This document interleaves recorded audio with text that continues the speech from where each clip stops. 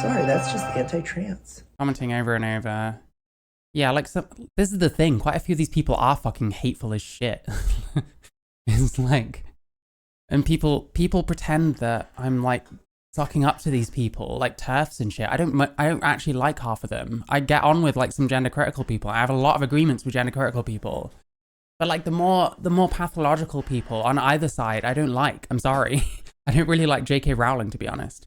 Yeah, you know what? Fuck it. We'll go for Peter Tatchell versus Andrew Gold.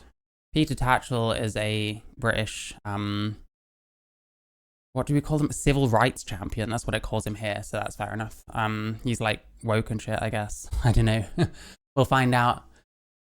Hope all is well on your side. Yeah, I'm pretty good, to be honest. We went out and bought some food earlier. Apart from that, I don't know. I'll do some streaming, I'll chill for a bit, and that's most days, to be honest. I hope you're good. But yeah, so we've got Peter Tatchell. The other one is Andrew Gold. Not the spooky, scary skeletons guy. That's this guy here. He's he's the presenter of this channel, which is called Heretics. And they have quite a lot of sort of trans skeptics, like detransitioners and stuff. Like, their content's alright. It's a bit cringe sometimes. But yeah, that's Andrew Gold. So yeah, these two had a debate for like 125-26. I'm gonna have to like speed this up a bit just to get to the end of it today, because I don't know. I get more distracted by chat these days because there's more people, which is good. I love there being more people. The more the better. This is gonna lie. Hi everyone, welcome back to another Monday Memes of the Month. I am your host. This is what's it called? Spoilers. I'm watching Samantha Lux in a bit. Not looking forward to it. I think this is what it does when I leave stuff on pause. It like it like it reloads it when I click. Hi everyone. Shush, please shush. Anyway. All right, so let's see what's going on here. We got Peter Tatchell versus Andrew Gold, and I'm going to decide the winner, I guess. Biological sex is a reality. So is gender identity. I reject this concept. I don't think that a man can be a woman and vice versa. The brain structures, processes, and activations of trans people are more like their desired affirmed gender This is probably true, but also probably true because post-HRT. identity. When they say I'm actually a woman when it's a man, what traits are those that make them woman-like? When they say I'm actually a woman when it's a man, what traits are those that make them woman-like? Well, you'd have to ask a trans person. I can't get them. You'd have to ask a trans person. just concede if that's what you're saying. On here, they won't come on to talk, so you're the best I can get. I'll come on and talk to Andrew Gold. Fuck it. It might not be very interesting because we probably agree more than we disagree, but I'll fucking do it. I can tell him that there's some kind of compulsion inside of me that I can't explain, and he will not understand any more than he did before, because it's actually really hard to explain like trans stuff to people. It's really hard for me to explain my gender dysphoria to people because I don't really know where it came from, and I have like some ideas, but I'll never prove anything. So it's like, I don't know. This is just my best guess. I had some kind of compulsion and I followed it down to its logical conclusion, you know? Okay. I am no substitute for interviewing a trans person. They won't come on. Always err on the side of including trans people and only exclude them if there's some compelling reason. But it's up to them to prove to us, rather than me to prove that they shouldn't be in women's spaces. Let's not generalize about all trans people. When you say let's not generalize, what? Shouldn't generalize. He loves that one. I mean, I agree generally, but I don't know. Are you supposing that I'm generalizing about? No one tells trans people you're in the wrong body, you've got to change. That's something that comes from within. It's been encouraged. People have encouraged it. Rich. I want that again. That's something. No one tells trans people you're in the wrong body, you've got to change. Well, people tell people tell the world that they're in the wrong body and that they need to change. And then other people will listen to that and relate to it possibly because of whatever reasons. I shouldn't be arguing with the highlights, but he's getting them in. And I mean, to be fair, listen, it's Andrew Gold's channel. He's going to show the bits where like Peter here is sounding a bit mental. So I don't know how it's actually going to go. That's something. It comes from within. It's been encouraged. People have encouraged it. Richie Herron was encouraged. It does not happen. It does not happen. Well, it did happen to him. Well, In that case, yes, My belief is that trans women are men. their womanhood is different from a womanhood. Is he doing that thing? I get this thing from like trans rights advocates very often, where it's like you'll talk about an example of something that you find egregious or whatever, and it's all like, oh, well, I haven't seen that going on. Oh, that doesn't happen. I've never seen it. And it's like, okay, are you telling me I'm lying? Is that what it is? Will you take my word for it for the purposes of a conversation? Will you, ask to see what I've seen so I can at least show you? It's really annoying. Like, it's to me, it seems like obfuscation. Of biological women. I don't think they have womanhood. Well, they have a gender identity that is based on womanhood. And what are some of the traits? To be honest, I'd rather debate Peter Tatchell than Andrew Gold, because there'd be more disagreement there.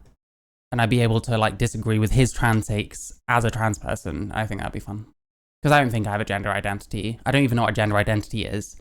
To me, it was like metaphorical language. Oh, I identify as a woman rather than a man. You know what I mean? I don't actually mean, oh, I have a gender identity in my head, and that means that I'm a woman. Like, it's not like that for me. So I'd love to actually talk to someone like, I mean, hey, I've been trying to, fucking hell. But they don't like talking to people. Oh, I just an ink searcher. Yeah, good to see you. Be good to see you around. I often find gay men who talk about trans issues can do a lot more harm than good. Anyone can do more harm than good. It depends on what they're like saying. Like, if they're wrong, then yeah. If they're lying, then yeah, they probably will cause more harm than good, Yeah, so we're watching Peter Tatchell versus Andrew Gold. So it's a long one. So I'm going to enjoy editing because I'm already fucking way behind. It's like one video a day at the moment. So anyway, let's keep going. Traits of that gender identity. Gender identity is valid. Do you consider me a transphobe? When I mention you to other people, to friends of my family, older people, you're a hero of theirs. You were there for, Zimbabwe, South Africa, Iraq, Thatcher, all of these things. These a civil rights hero. Tell me a little bit about the work you've done over the years and the progress that you've helped form. Well, I first began my human rights campaigning way back in 1967 when I was still at school, age 15. My first big campaign was against the death penalty in my hometown of Melbourne, Australia. I opposed the plan. Oh, he's trying, fair enough. Hey, super. Yeah, it's Peter Tatchell versus Andrew Gold. And execution of Ronald Ryan, who had allegedly shot dead a prison warder during a jail escape. I like some of the heretic stuff. I think it was I watched him and Maya Forstater and I found that really cringe. Like they were talking about like J.K. Rowling tweets being like, oh, she is good and stuff. And I was like, Jesus Christ. I don't know. When we start talking about how amazing like tweets are, I think that's when we're getting a little bit lost in the source, but hey. But having read reports from the trial, I was not convinced that his conviction was safe. There was conflicting evidence. So I joined the campaign, but sadly we lost. He was executed. Tatchell defended child rape. I don't know if he technically did.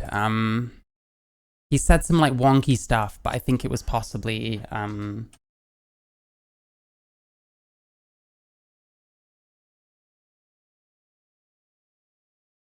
mean, this is gonna be like biased because it's the Peter Tatchell Foundation. I don't know. Peter Gary Tatchell. I wouldn't have guessed Gary as a middle name, but fair enough. Children have sexual desires at any age. Ooh, go away. Doesn't like it, fair enough. What did he actually say? He used to be really against the death penalty, still don't completely trust we've executed innocent people. But some people can't wait to hear this ever again. Yeah, I don't know. I mean, I guess that's why we put him in prison rather than that. Pedophilia is impossible to condone. Oh, I don't know. Jeez, he writes exactly like he talks, unless it was like, I guess maybe it was a spoken interview, I don't know. Not all sex involving children is unwanted, abusive, or harmful. Oh, this was like the Vorsh take, the whole, it's possible for, you know, a child to have a sexual relationship with an adult and it not be a negative experience. Like, I think he's saying that kind of thing, which isn't technically like excusing child rape, but it is weird. I don't know why people say stuff like that. I certainly wouldn't. And I don't really know if I could conceive of a situation where an adult is having sex with a child and overall that's a positive thing for that child. I don't see it that way personally. I think, yeah, it's a lot safer just to be like, no, just no, just don't have sex with kids if you're an adult. Just less of that in general. I think that's the best way of looking at it. When you're saying a 9-year-old could consent, is you know what? Oh no, I'll look it up quick. We've got loads of time. This will probably be a long as fuck video anyway. Hang on.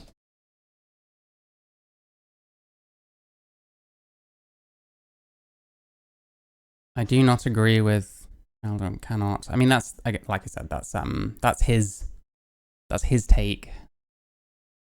Oh, we got Twitter. I'll have a quick look, but I'll get back in a sec. Oh, is it someone I'm blocked by? Oh. Derek Jarman, who sadly has died, he told me when he was about 50 that he had had sex with a young man when he was 9 years old. He said it was his choice. He said he wasn't pressured or manipulated. He said he had no regrets about that sexual experience. That isn't how, like, manipulation works. You got to think about the power dynamic. So my view is, that's what he's saying. It's his personal view as an adult, mature man looking back on his childhood. If he says that, who am I or you to dispute it? Now, I accept that most sex involving young people is abusive and wrong. His view is perhaps exceptional, but it's not a view that should be dismissed and denied. If an adult person looks back... Is anyone saying it should be dismissed and denied rather than just because he's saying that, that doesn't mean we should maybe draw... They should maybe draw conclusions, wider conclusions about adult and child sex. I don't know. And I don't even know, like, this person that he's talking about could be, like, you know, coping in some way. It's not exactly out of the ordinary for traumatized people to, like, to kind of come up with how they think they felt and try and justify stuff, you know. On an early sexual experience and says they consented to it, they were not... Dr. Pedophile. Listen, I disavow, but it's like, Jesus Christ, some of this shit, you need to say it, like, in public, you know what I mean? Pressured, they were not harmed, they have no regrets or complaint. But that's what they're saying, though. I don't know. I think he believes people too much. I think that's the, I think that's going to be the through line of this whole thing. You know, believe people's experiences. People lie about their experiences, man. People think they know themselves better than they do. I'm sorry. I think we should do the honest thing and accept their viewpoint. Okay. Okay, there we go. Anyway, and that provoked my, sense of injustice. You don't have to say everything that pops into your head. I don't know. I probably can't talk on that. And questioning the government, the police, the judiciary, everything I'd taken previously for granted. And then I went on to initiate some of the early campaigns by white Australians in support of Indigenous First Australians. Aw, maybe your cat is a fan of Peter Tatchell. I don't know. The Aboriginal peoples. Also against Australia's involvement in the Vietnam War alongside the United States and the draft for that war. So I became very active from a very early age. Over the last nearly 6 decades, I've been involved in more than 3,000 direct action protests. Wow. I've been arrested or detained by the police more than 100 times. I've been subjected to more than 300 violent assaults, mostly by far-right extremists and homophobes, plus more than 50 attacks upon my home, bricks and bottles through the windows, 3 arson attempts, even a bullet through my front door. Jesus. But I am still here, and I'm still campaigning. I'm 72 now, and I intend to carry on for about 20 plus years. Has it hardened you? Oh no, I just want to hear him, ask Peter Tatchell, do you love black people? Those experiences? I guess... Amazing. Over time, when you get so many knocks, it is tough, and you have to draw on those reservoirs of resilience. When I first began championing against Australia's involvement in the Vietnam War, it was very much a minority point of view. Most people believe the war was just. When I realized I was gay at the age of 17 in 1969, homosexuality in my hometown of Melbourne was still a serious criminal offence. Wow. You could be jailed for several years. You could even be forced to undergo compulsory psychiatric treatment in a mental hospital. Shit. That's what it was that like. late on, I didn't realise. Absolutely. Was it like that in the UK at the time? No. Well, in the UK until 1967, the maximum penalty for homosexuality was life imprisonment. Wow. Life imprisonment. I didn't realise. I thought this was all further back. I thought sort of World War II time, Not at all, not at all. That's extraordinarily recent. The full decriminalisation of homosexuality only finally happened in England and Wales in 2003. 2003. In Northern Ireland, not until 2008. And in Scotland, not until 2013. And that's not just gay marriage. You mean that He looks slightly like Wallace, I guess. actual decriminalisation? We're talking about the criminalisation of sexual behaviour. That's extraordinary. I think Andrew Gold is the same age as me, but he looks like he dyes his hair. I don't know. Maybe I'll find out one day. Hi, laid back in New Orleans. How you doing? That's extraordinary. And you played a part in getting that decriminalised, would you say? Yeah, when I realised that I was gay, aged 17 in 1969, I thought, I've been championing the rights of Indigenous First Australians, the right of the Vietnamese people to determine their own future without American invasion and occupation. I thought, well, now it's time to campaign for me. And back then, there were no LGBT plus organisations in Melbourne, not even any helplines or switchboards, absolutely nothing. So I tried to set up a gay rights organisation, but all my friends were too scared. So yeah, it's going to be a bit boring for a short while, but they're definitely going to get into it more. Like, they're going to talk about gender, so just bear with me. I could do was write letters to the press or to MPs, making the case for decriminalisation and against the psychiatric abuse of LGBT. 8 hours in bed but still tired? These earplugs will change that. These are Loop earplugs, and with them, you'll finally... Why weren't you? And hey, listen, I think Tatchell says a lot of rubbish, but like, he's done a lot of stuff. I'm not going to take that away from him. Piers Morgan and Mary Poppins. I don't know. Let's see when they actually get into it. I think it'll be more interesting. All British people look the same. Do I look like the same as them? I mean, maybe I look a bit like him because we're the same age. I don't know. You scared? Well, I was scared, but I thought, we have to fight this. Change will only come if we're prepared to stand up. You weren't. It was not that you might be on the psychopathy spectrum and you're like, I don't care. I don't feel fear. You do feel fear. Oh yeah, absolutely, absolutely. And initially, I didn't sign my name or give my address because I was afraid the letters might be handed over to the police, and there'd be a knock at the door, and I'd be carried off to prison. Was it scary realizing you were gay in a place that wasn't allowed? Absolutely. LGBT plus people had no rights whatsoever. We didn't. Am I the one in the box? I tell you what, I'll keep you posted on that. I can't remember. Exist in law except as criminals, and queer bashing was rife. There were no positive LGBT plus role models. No one was. Queer bashing when? I guess queer bashing is like queer as a slur, but still. Out in public life, it was a very lonely, isolated existence. But I was determined to do something about it. And I remember in 1969, I calculated that it would probably take about 50 years to win legal equality in countries like Australia, Britain, and the United States. That was a speculative guesstimate, but it turned out just about right. That's extraordinary. Well, it's amazing the progress that has been made in your lifetime, in my own lifetime. I'm 35, just in the last 35 years, I'm learning more than I even Oh, he's older than me. Okay, great. realized. I definitely think he's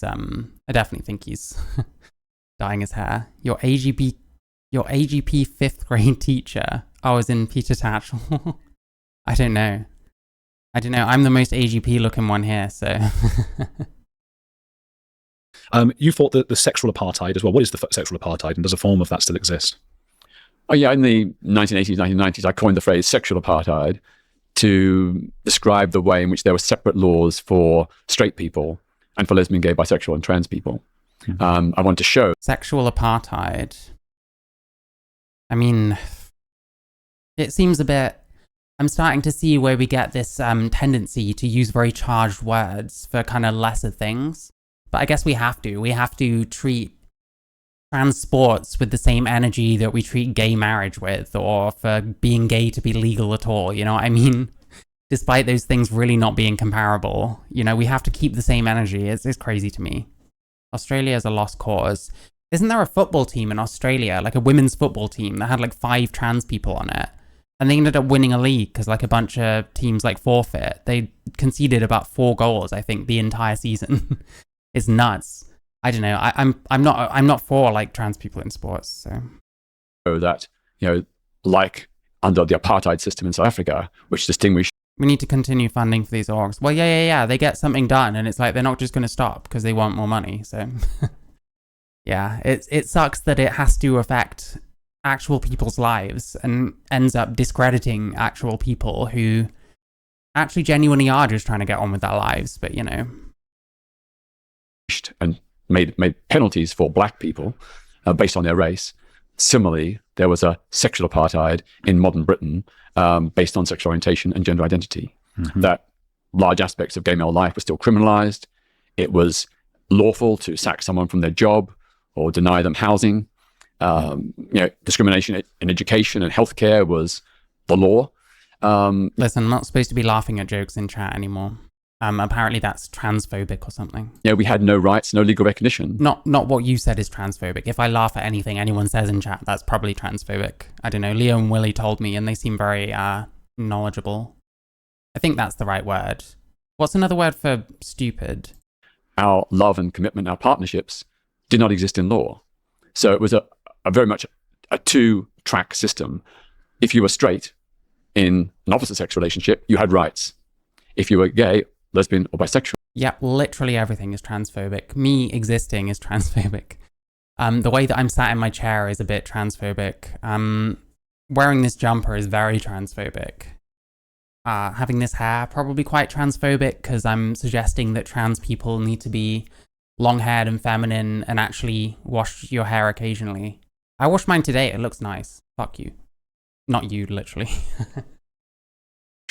And you had a same-sex relationship, you didn't have rights. It was a clear differentiation based on sexual orientation. So I think this is where I wanted to start where you and I obviously agree. And I'm so amazed by the work that you've done. And where we disagree, as you know, is with regards to the trans side of this. Because when we talk about the rights, with dealing with the T. Yeah, it just goes everywhere no matter what. Well, I mean, same. I don't know. I don't really brush it. I brush it when it's wet and that's about it, or it just starts poofing out. But I don't know. Trans people don't seem to like, well, trans women don't seem to like washing their hair from what I can see. So, yeah. A lot of people believe that we're impinging upon the rights of other people, which is typically women in this case. What do you say to that? I think there's a lot of confusion. Biological sex is a reality. So is gender identity. Well, what he just said before gender identity, that's transphobic as well. A lot of confusion. Biological sex is a reality. Yeah, that's transphobic. He's actually a transphobe. So I look forward to all the angry trans people that hear me saying two words and then conclude that I'm transphobic, also calling him transphobic, because that's what that is. Good job, Peter. So is gender identity. Biological sex is a reality. So is gender identity. Gender identity is a reality. How so? Like, where does it come from? How is it formed? What part of it is formed unconsciously and what part consciously? If it's formed consciously, is it not just a choice? Is it not just something we come up and decide that that's what we are now? I'm definitely self-loathing. People tell me all the time that I'm self-loathing. So I must be, right? You know, these people know me so well. I mean, they come onto my YouTube comments having had all these conversations with me and stuff. Oh wait, no, they never have any. They don't even watch the videos. There's some fucking sped on one of my fucking videos going on and on and on about like how he's not watching the video and just doesn't like Matt Walsh and he's mentioned in the title, and it's like, you're actually the stupidest fucking person yet. They keep surprising me. They keep outdoing themselves in my comments with like the retardation. It's probably because I'm adapting to their stupid arguments. So at this point, they're at the point where it's like, I have to like not watch, but somehow still try and discredit you. And it's like, okay, sure. They're two different things. Matt Walsh's liver lips. Matt Walsh, like, he always has this one cocked eyebrow. Like, he goes around everywhere like that. I don't know, it's really strange to me. And in both cases, people have rights. You know, biological women. Why should there be, like, rights based on gender identity? Like, when it's not a perceivable thing beyond people's choices for, like, you know, fashion and shit like that, which there should not be, like, rights for, like, fashion groups and stuff. Like, this is, like, a huge contention I have. Like, people can just take on, like, a gender identity and now they're part of, like, a protected group or something. I don't think protected groups are meant to be things you just opt into. I guess that's technically what you do when you're trans, but like with trans, like there's a process, and like as you go through it, you kind of see the person's commitment to that process. And it's like, well, yeah, I mean, they're going to quite far lengths to to try and live as a woman instead of a man for as much as that is possible. So yeah, I don't know. Let's see what he comes up with. They have rights. Trans women and trans men, they have rights. Oh, so he's conflating it with trans when, like, the idea that trans is based on gender identity has got no basis to it. To be fair, gender dysphoria doesn't have much basis to it either, because in both cases, it's all just from testimony. And like, you can give a testimonial saying anything. I can give a testimonial right now saying that I literally do identify as an attack helicopter. I don't think I identify as anything. I'm just trans. I have this compulsion. To me, it matches the description, of gender dysphoria. So that's my best guess. But like, we're so sure it's like, well, it's your gender identity. Like, I don't know. To me, I think gender identity is just part of your like self-identity. Like everyone has an idea of who they are. You know what I mean? But we've made it this like separate thing, and it's so deep and stuff. But it just seems like silly. You know what I mean? I don't really care about identity. I care you're a good person. Oh, thanks. Like that's what I care about. And I don't see people being a good person because of their beliefs. It's because of how they live their lives. Admitting that trans people aren't being genocided. You must be transphobic. Yeah, that's terrible. That's Holocaust denial is what that is. Even though I'm still not finding very much to suggest that trans people are even like targeted for the Holocaust. So all that J.K. Rowling Holocaust denial stuff just seems bunk to me. But hey, there shouldn't be a conflict situation. Nope. And there's a space for. There shouldn't be a conflict situation.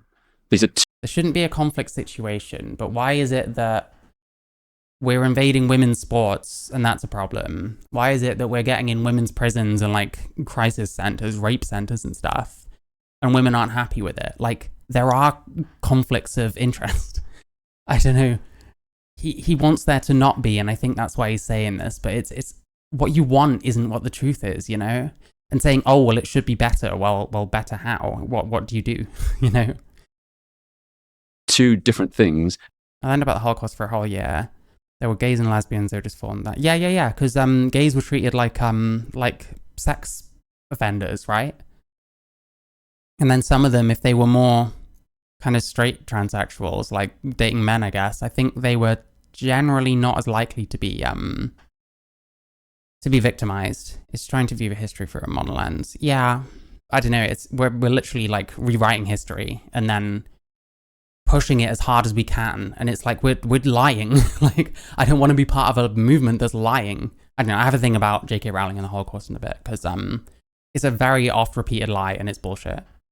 Gender is part of identity. I don't think it's a separate identity all its own. Yeah, I feel the same way. I don't think it's this distinct thing where it's like, okay, I must be autism gender, demigirl, cast gender, blah, blah, blah, you know, all these different things. Like, to me, that's just navel gazing and like finding lists of obscure genders and picking one, you know. Like, I could do that too. I'm sure I could find one that technically fits me a bit better than just trans lesbian, you know what I mean? There are 6 million Jews, also 5 million sort of chips. Yeah, like Roma and stuff like that, like traveler communities, communist dissidents, intellectuals, gays. Yeah. And there's a space for everyone. So with regards to... Also, Hi Grief Foundation, I didn't say hi to you. These are the obvious ones, but women's prisons, women's changing rooms, women's sports. What are your thoughts on that?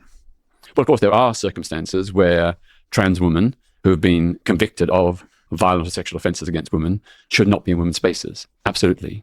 But that is not representative of the majority of trans people. What is the point in these arguments? Okay, they exist and that's bad, but that's not all of them. Well, no. Are we saying that's all of them? Did he say there's all of them? Let's see what Andrew said again. Hang on. With regards to... these are the obvious ones, but women's prisons, women's changing rooms, women's sports. What are your thoughts on that? And I'm noticing his pattern tends to be agree tentatively with what they're saying, but then pull back. You know what I mean? He seems to do that a lot, where it's like, well, of course I agree, this is bad, and then say a bunch of stuff to try and like mitigate that somewhat. Well, of course, there are circumstances where trans women who have been convicted of violent or sexual offences against women should not be in women's spaces. Absolutely. So yeah, like, you agree? But that is not representative of the majority of trans people. No one said anything about that. He's not talking about the majority of trans people. Like, what? It's a tiny, tiny, tiny minority. And this is just like, it mirrors exactly the way they talk about detransitioners.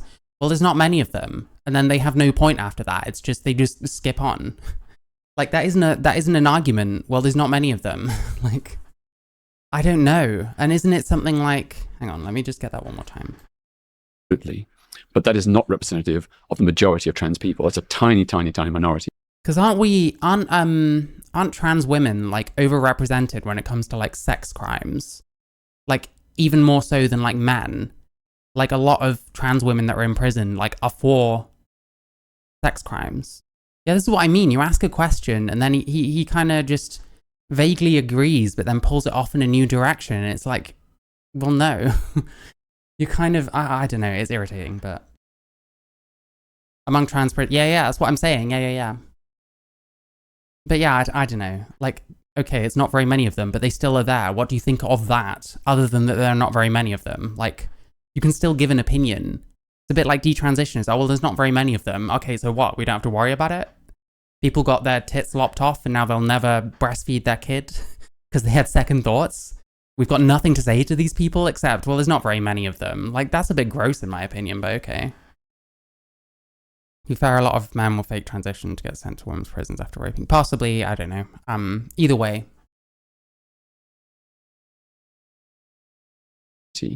So, yeah, when it comes to women's prisons, any trans person with a history of sexual or physical violence against women, they have no place in the women's prison. Oh, he actually reaffirmed it. You know what? I respect that a little more. Like, I don't know. I think there's just sometimes the mitigating is unnecessary, and I wonder if it's for a specific audience, if that makes sense. When it comes to women's sports, I'm not in favor of a blanket ban on trans people. I think there ought to be... Actually, no. To be fair, there are some sports where, like, there's really no advantage. You were made to take secret routes to scenic spots. We were made... Individual assessment. Hold on. Off-touted stat, in Scotland there are more trans murderers in prison than trans victims of murder. Is that true? Jesus Christ. I mean, listen, when people push the murder stat stuff, when people push the trans people are more likely to be murdered, they're talking about, like, you know, people in South America. They're talking about, like, black, usually black, well, people of color, you know, in the US that are working as, like, sex workers and stuff. They're not talking about, like, white middle-class fucking trannies like me. Or themselves, usually. Because trans men and women are not all the same. They come in all kinds of shapes and sizes. Wow, amazing insight. They're not all the same. I have a friend who plays for a women's football team. She's trans. She's one of the smallest and weakest members on the team. You can't say that she's got an advantage. Or that well, how do you know? Here's the thing. HRT brings down that strength advantage, but there's a lot of different factors that go into strength advantage. Like, it's so easy to look at, like, a study that's like, well, your muscle mass was lower after this amount. And it's like, well, that's not even the only thing to consider. Your muscle mass might come down approaching a woman's level, but your overall strength is like, you know what I mean? Oni, I don't know what's even going on debate-wise, but I'd gladly harbor a convicted felon trans woman. Jesus Christ. Fair enough. Listen, it couldn't be me. What kind of felons, though? Any kind of felonies or just some of them? I'd love to know more on that. Also, thanks for coming. Hi. she is, you know, outperforming the women players. You know, the cisgender biological women tower over her, or some of them do. So I think individual assessment, you know, not a blanket ban, but individual assessment. Buck Angel is gross. I don't mind Buck Angel. I don't agree with him on everything. Sport has to be fair. So if there is demonstrable evidence that someone has an advantage because they're trans, then of course that wouldn't be right. I think he wants it to be like case by case, but I don't really see that happening. But in many cases, trans people are not like that. You know, they're just playing sport. And like he's not really giving any credence to the fact that there's a strength advantage and that you know, there's obviously the there's obviously the philosophical argument of just, should born males be in women's sports? You know what I mean? That creeps you out. Fair enough. Listen, I don't mind him. He's not like my favorite. I think out of those kind of trans people, I mostly like Marcus Dibb, the offensive tranny. I think he's actually really good. And you can say that, you know, all men who've gone through puberty have an advantage because of, you know, puberty.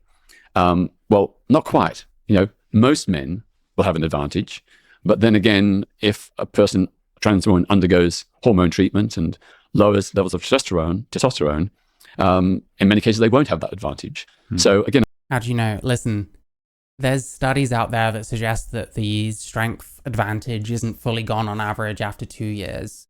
And like, people have to remember, like, the proportion of trans people that play sports is very low. Like, the proportion of trans people, those who are playing sports, there's not very many of them. So like, people will say things like, they've been in sports for a long time. Well, it's because there's hardly any of them, so they're not really like destroying fucking all the shit. But like, the more that there are, the more we'll move towards an inevitability where you will have trans people that are just too good. You know what I mean? Because one will come along who's like both super talented and trans, because that's just what's going to happen eventually. Like, you know, it can get completely ridiculous, or we can just kind of see sense, I think.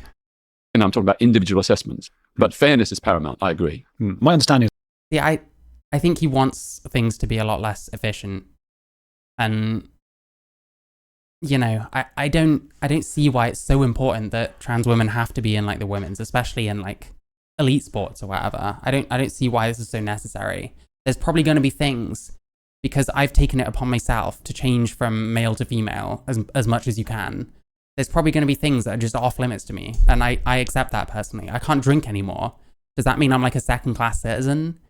You know what I mean? Like, these are just things that happen. I'm a dog that just doesn't like men with beards anymore. Oh my God. is the vast majority who've gone through puberty will have large bone structures and things like that that will give them that advantage. It's rare to find even a short Leather Smoke Me. I still don't know who that is. Well, I say I still don't know who that is. I don't know what I mean by that. I just don't know who it is. I'm going to look them up quickly. man who's gone through that, regardless of their gender identity, who isn't significantly stronger than probably all the women on the team. The person you're referring to must be quite exceptionally weak as far as men go. Well, the rest of the biological women on the team are big, hench women. You know, they're biological women, they're cisgender, but they're big bone, very strong, lots of muscles. Biological women, quite exceptionally weak as far as men go. Well, the rest of the biological Killed himself for... Oh, was he one of those people that smokes like 1 million cigarettes to like try and fuck themselves up? I'll elaborate on that. I'm already a felon, so I don't care what she did. That's finna be my little criminal. Trans women are my women. Real rap 1C. You sure you don't mean like real rape? Because it could be a rapist or something. I don't know. Listen, if you want to hang out with trans pedos and like rapists, fair enough. Personally, I don't. But you know, if I ever commit crimes and get charged with a felony, then I'll let you know, because I'll probably need harboring at that point. I think that's fair. women on the team are big, hench women. You know, they're biological women, they're cisgender, but they're big bone, very strong. Lots Some women are strong. Wow. of muscles compared to this friend of mine who's trans. It's just so hard to sort of... Like, my friend who's trans, who does running, is really small and thin. This shot putting woman is strong. This weightlifting woman is like really strong, stronger than my fucking trans friend. Well, yeah, there's going to be some women that are stronger than some men, like, obviously. Jesus Christ. He says everything like it's like the most amazing point anyone's ever made, and it's just like, I don't know, bro. I don't know. Make a policy around this, isn't it? I see what you're saying. Yeah.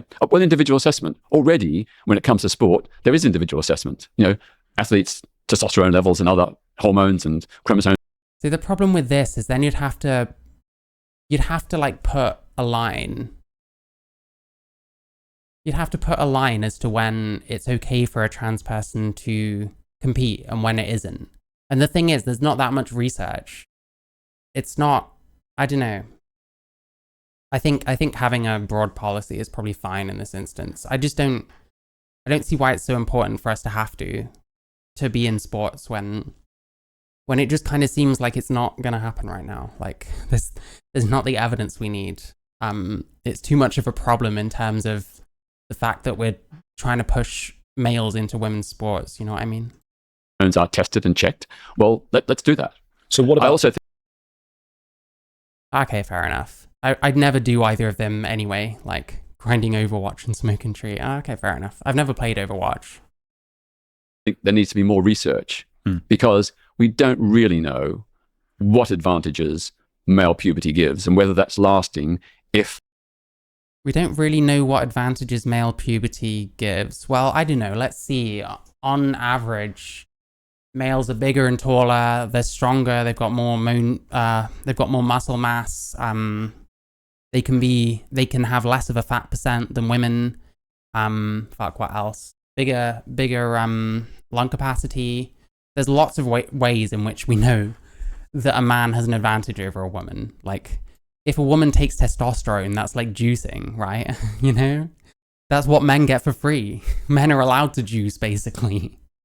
Like, I don't know. I don't know if he's just obfuscating. I don't know if he's trying to be difficult so that he doesn't have to get into any actual conversations. Because it feels like most of these people are actually trying to avoid conversations. Like, when I saw him and Frida Wallace, I mean, Frida Wallace is just like that.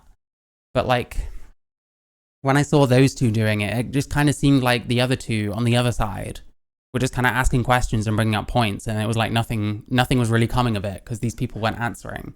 And, like, Frida is a complete obfuscator and, like, a deliberate one. But I wonder how much this applies to Peter as well. A trans woman, in this case, undergoes hormone treatment and so on. We don't know. So I'm all in favor of more research. And on the basis of that research, then we can come to a decision. Yeah. Well, we have to come to a decision anyway. Why not just be like, well, maybe it's not right for trans people yet. Maybe we need more research. We'll put a pin in it. Why not that? But I presume that before that research is conclusive, we don't start putting biological males in female sports and vice versa until we've got that conclusive evidence. Well, Base. Again, there needs to be individual assessment. You know, if there is clear demonstrable... Yeah, because it's like, when is the line then? Like, I don't know. I think he wants something that...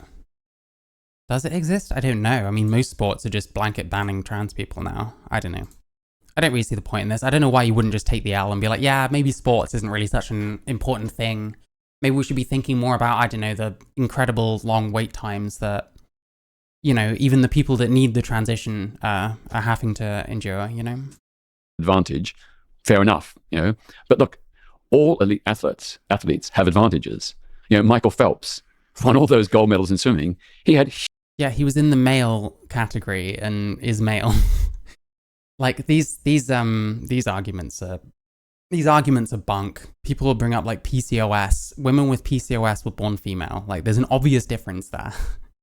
Huge biological and other advantages over other male competitors. He had an exceptionally large heart and lungs. He had a huge 6'7" arm span. He had huge feet, which are almost like... Yeah, so what if he transitioned? What about fucking Leah Thomas? You know what I mean? Are they going to get on Leah Thomas? Let's see. Oh my god, he does the brain scan thing. I forgot. Because he was annoying Frida Wallace with that shit. Which, to be fair, I guess I'm on her side in that way. Sports is segregated based on sex. It's not concerned with gender. Yeah, true. In general. Like flippers. They were really gigantic feet and hands. And that gave him clear advantages in the pool. But no one's saying that he should be stripped of his medals. Well, but there's a reason we do split men and women. Because of the the strength differences are just so large. And also there is a cultural aspect, isn't there, of sort of men for so many years beating up women. Yeah. I think that's what a lot of people saw with the issues. And I know this is also controversial, but with Iman Khalif and there were two boxers, weren't there, who... Oh, this will be fun. I didn't follow up on this as much as I should have. I'm still not convinced there's like real evidence that she's either. So I haven't come down off the fence on Iman Khalif. Many believe to be men, many believe were women. But if they were men, the fact is they won every single game 5-0, which no one else had done at that Olympics, and absolutely destroyed more experienced boxers. That's the issue people are worried about. Yeah, and I understand those worries, and I think that they should be taken into account, and people should look at them. But again, I say, well, people should look at them and blah blah blah. He does that so much; it's so weak. Oh yeah, I guess they should do this, but I don't know. We shouldn't generalize. We should choose people. We should do case by case. Blah blah blah. I don't know. Individual assessment, no blanket. Like, he's not even getting into like the specifics of the case, which is really annoying. Like a huge problem.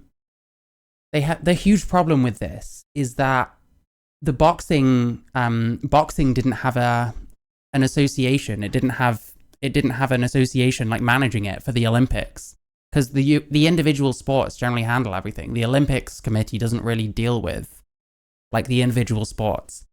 So like the fact that they didn't have an association for boxing meant that the IOC was putting their rules on it, which meant if you've got a passport that says F, that means you must be a female, which, you know, a passport is a passport, so it's not really proof of anything.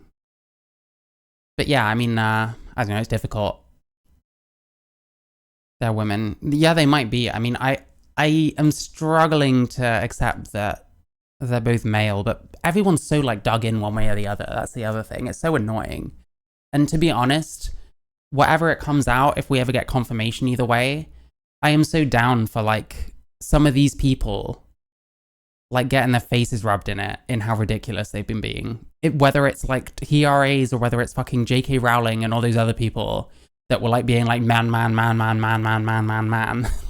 you know what I mean? I don't care, because I think it's a bit moronic on both sides. But to be honest, I didn't follow up, so hey. Get bans on trans. We wouldn't have a blanket ban on Muslims or like, well, that's bad and it should be individual, but we shouldn't have blanket ban. Okay, why not? Why is it so important? Why is it so important? We've been having this conversation for fucking years, and it just makes us look dumber and dumber and dumber. or black people or gay people or others, we would make individual assessment. But there is a blanket ban on men going into women's sports. So yeah, most sports do have blanket bans now, I think, because there's been a scandal about it, and like we can't just take that out like ever. I suppose that depends if you think those men are women or men. Yeah, well, that's the issue to be debated and to be more than debated. Wow, I just built the most amazing workflow on Monday.com. You build your own workflow? Why? There are Debated. A decision taken issue going into women's sports. So I suppose that depends if you think those men are women or men. Yeah, well, that's the issue to be debated. Having a debate now, Jesus. I have a lot of trouble with these kinds of people that just keep repeating, well, I guess we have to talk about that. It sounds like your average politician being asked literally anything, where it's like, well, there's a conversation about that, and it's a conversation that we need to have. You know what I mean? Like, it's irritating. And to be more than debated, a decision taken based upon evidence. I mean, people often say, well, it's all down to XX or XY chromosomes, and that is a very good marker to distinguish, but it's not the only one, because there will be people who may have, for example, an XY chromosome, a male chromosome, but will have naturally or by hormone treatment, women's breasts and hormones and other. Peter Tatchell is a racist clown. Hi, Semiote. I don't know if I've seen any racism from him. I'm not a huge fan of him, though. I hope you're doing good. Aspects of femaleness. So often their physical body shape changes. A lot of trans people say that when they undergo physical body shape changes. I mean, we're talking about like, what is it? What's the term? For like the sex you observe based on phenotypical? Is it phenotypical?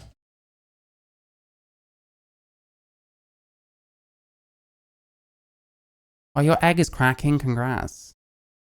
Yeah, phenotypical. Like, just because their phenotype is like becoming something, it's about what genitalia they have. Hormone therapy and so on, that their physical strength decreases. So again, it's all down. Oh my God, he's gonna keep going back to like HRT decreases like strength and stuff. It's just not a great point when you don't really know to what extent and to how long you should be taking it. Leah Thomas only had to be on HRT for a year. I've seen evidence that it takes longer than 2 years for at least some people to completely like lose their strength advantage. So like, I don't know, it's still kind of fucked in a lot of ways. And it's like with these people, they just won't really acknowledge any of that shit until you tell them.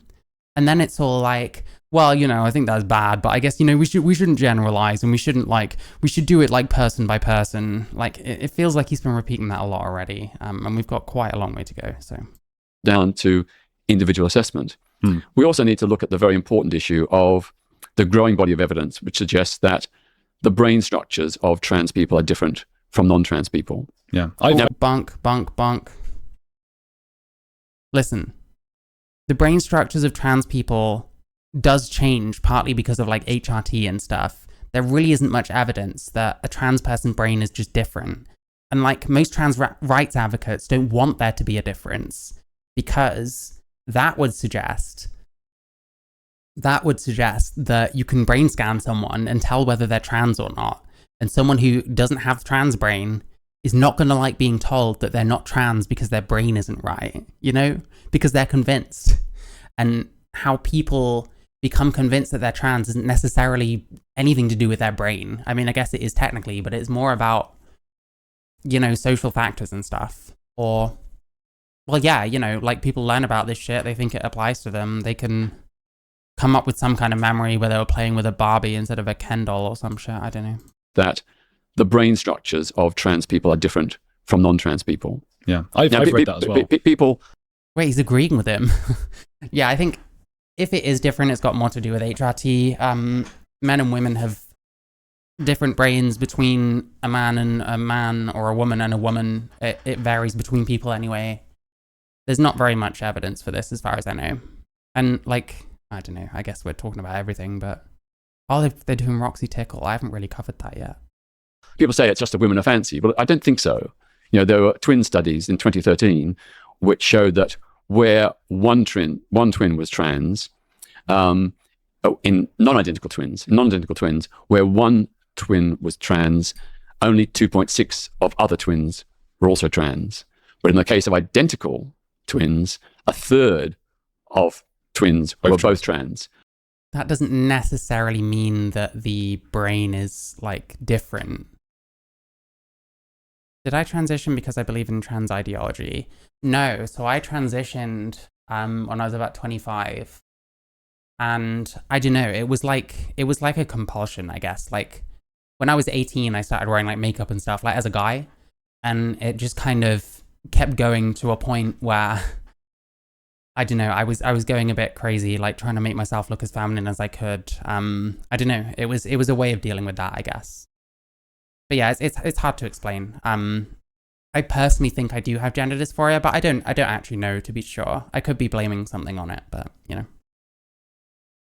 And that would indicate a genetic... He's exaggerating the evidence. Yeah, I mean, yeah, he's saying that indicates a genetic, like, identical twins versus non-identical twins. Are identical twins more likely to spend more time around each other, for example? Like, I wonder how the brain is, like, changed, like, socially, if that makes sense. Like, how much does it change based on, like, things that we see and experience? I mean, it must to a certain extent because of things like trauma, you know what I mean? Do I have any regrets? Not really. I didn't want kids anyway, and that's about it. Like, I'm at the point where I would have only been a man that wore makeup and dresses like a girl if I wasn't a trans woman. So it's kind of like, it got to a point almost where it was like, well, what difference is it? Almost, but yeah, I don't know. I'm like happy with my transition, but I'm not really down with a lot of the activism kind of stuff, if that makes sense. Wouldn't be surprised there was something idiosyncratic about my brain. There are many, many things idiosyncratic about my brain. Jesus Christ. Yeah, see, the twin studies, it definitely suggests there could be like but it was like a third, wasn't it? That's not even that high. And like, how many of those ones were like spending a lot of time around each other, etc., etc.? Yeah, I don't know. He'd need to bring a lot more evidence than that. He's kind of reaching a conclusion, which is not necessarily a bad conclusion, but it's really not the only one. A third of twins were both trans, and that would indicate a genetic component. It wouldn't indicate, it would suggest. Like, I hate the way people talk about like studies and stuff. I think that so many of these like activist types, they play studies like trump cards, where it's like, well, no, this study here, this shows that this is this, that, and the other. None of these studies like show much except for their own results, and the results are then interpreted, and they're usually open to interpretation. But we just talk about them like, oh, this conclusion suggests that it's good to be trans, therefore that's what that means. And it's like, well, no, it's just evidence in that direction. The directors of The Matrix. There's twins, aren't they? Are they twins? They're both trans. I don't know. Ah. Yeah. But the other thing is that there have been more than a dozen studies by universities in Belgium, the Netherlands, and Spain, which show that the brain structures, processes, and activations of trans people are more like their desired affirmed gender identity They are not twins. rather than the gender at which they were assigned. You can tell he can't science. Yeah, these people, I don't know this for sure. I'm not gonna talk shit about him, but like, it suggests to me that people just kind of look until they find something they like, and then they just kind of slap it in front of people, and they're like, there you go. You know what I mean? Whereas, I mean, especially with trans studies, a lot of like studies on like trans kids and stuff like that, they're not very high quality. I mean, this is like frequently brought up in the CAS review. And at birth biologically. So there is something there. But again, we need more investigation. We need more research. My understanding was that what I've seen of those was suggesting that there is something in the brain that's different, but it's not something that makes them any more like women. Yeah, exactly. That's why I try and take out like emotive language from stuff like this. I like to look at it dispassionately because I think that's how you get to the truth. And you kind of have to put emotion to one side, which is difficult for some people. I understand that. And I can see why, because of that, I come across the wrong way to some people. And I'm very kind of, you know, I can see why some people don't like me because of that approach, but I think it's the only approach you can really take, is to remove things like offense and emotion and motivation out of it and just see what it's actually saying and go from there, you know? So it's just something that is something different, and we need to figure out what that is.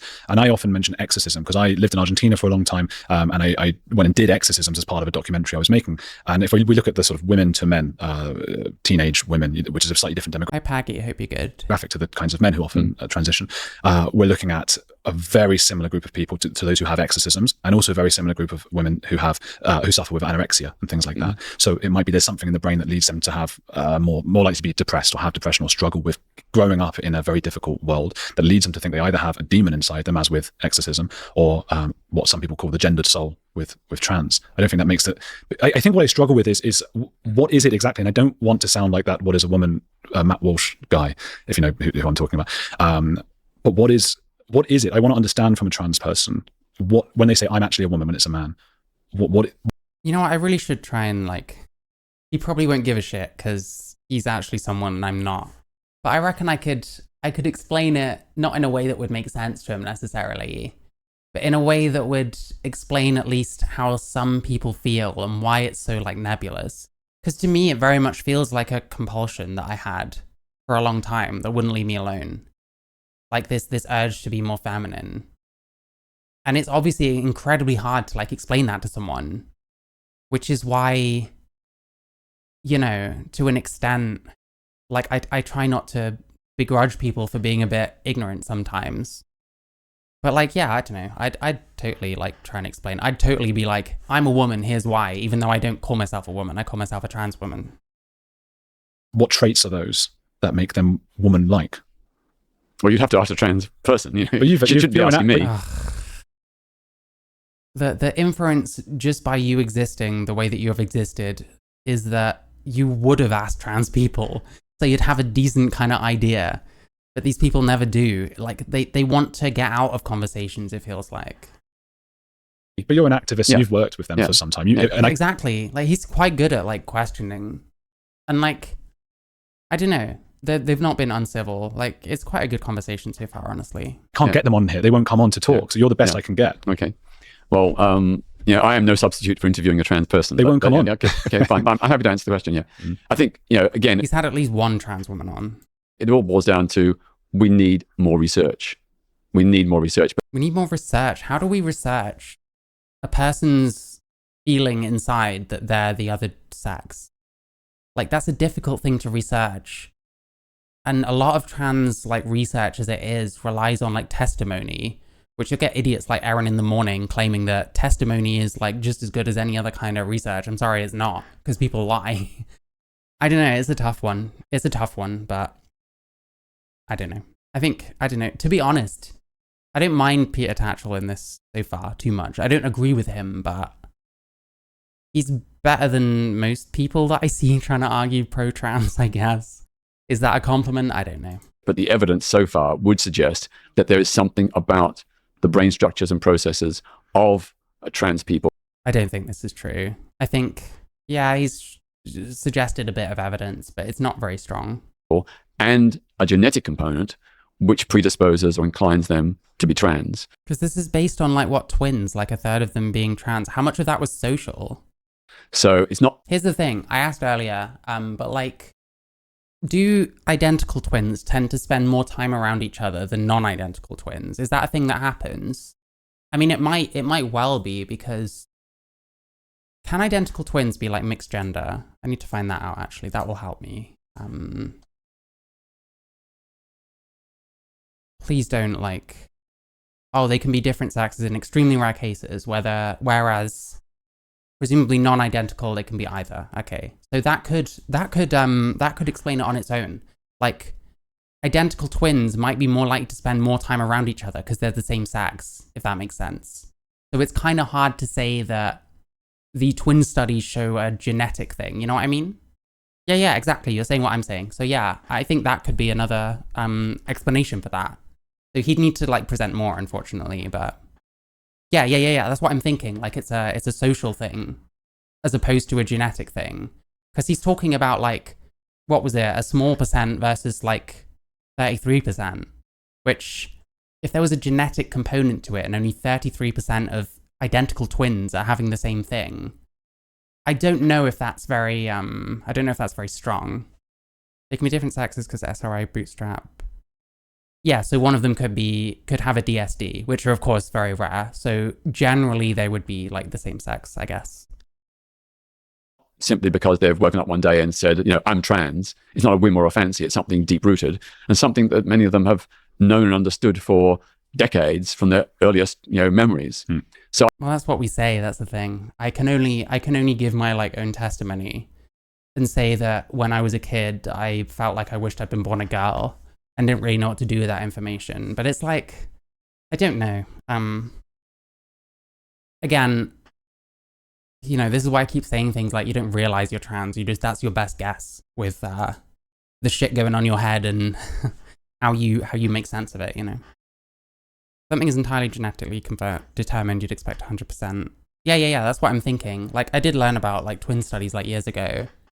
Like, I have a basic understanding, but yeah, I don't know. I think there's too many other possibilities for what he's saying about brains and stuff. And the brain stuff isn't... Most people don't push that kind of thing. I think he's, like, behind the times in that way. I don't think we should dismiss it in the way that it has often been dismissed by some critics. I think we need to, you know, show kindness, understanding, and a willingness to look at the research and to have more research to establish the facts, to establish the evidence. And on that basis, we can make wise, you know, constructive decisions. I agree with you that we need more research. I don't know. It just always seems like he's going for the easy answer where it's like not really having to commit anything. I think I would struggle talking to someone like Peter Tatchell. Brain stuff is bollocks and prove it's innate anyway. Yeah, I'm not particularly inclined towards it myself. But I think we're both men of science. I think yeah, I presume. Are you an atheist? Not that only atheists are men of science, but are you secular? I'm an atheist, secularist, humanist. Yes. Okay. So am I, and I don't mean to offend religious people because they can be people of science as well. So I'm not suggesting that. But hey, haven't you heard of religious science? It's a thing. Those trans science though. We've watched videos on it. It's great. Go on my YouTube. Listen, like the stream. Follow me on Twitch. Follow me on YouTube. Lots of stuff going on at the moment. Everything on your brain genes-wise is only showing tendencies. Still requires expression. Yeah, I think I get what you mean, yeah. We're both that way inclined. And for me, that old Carl Sagan, extraordinary claims require extraordinary evidence. And that seems to be what you're saying as well.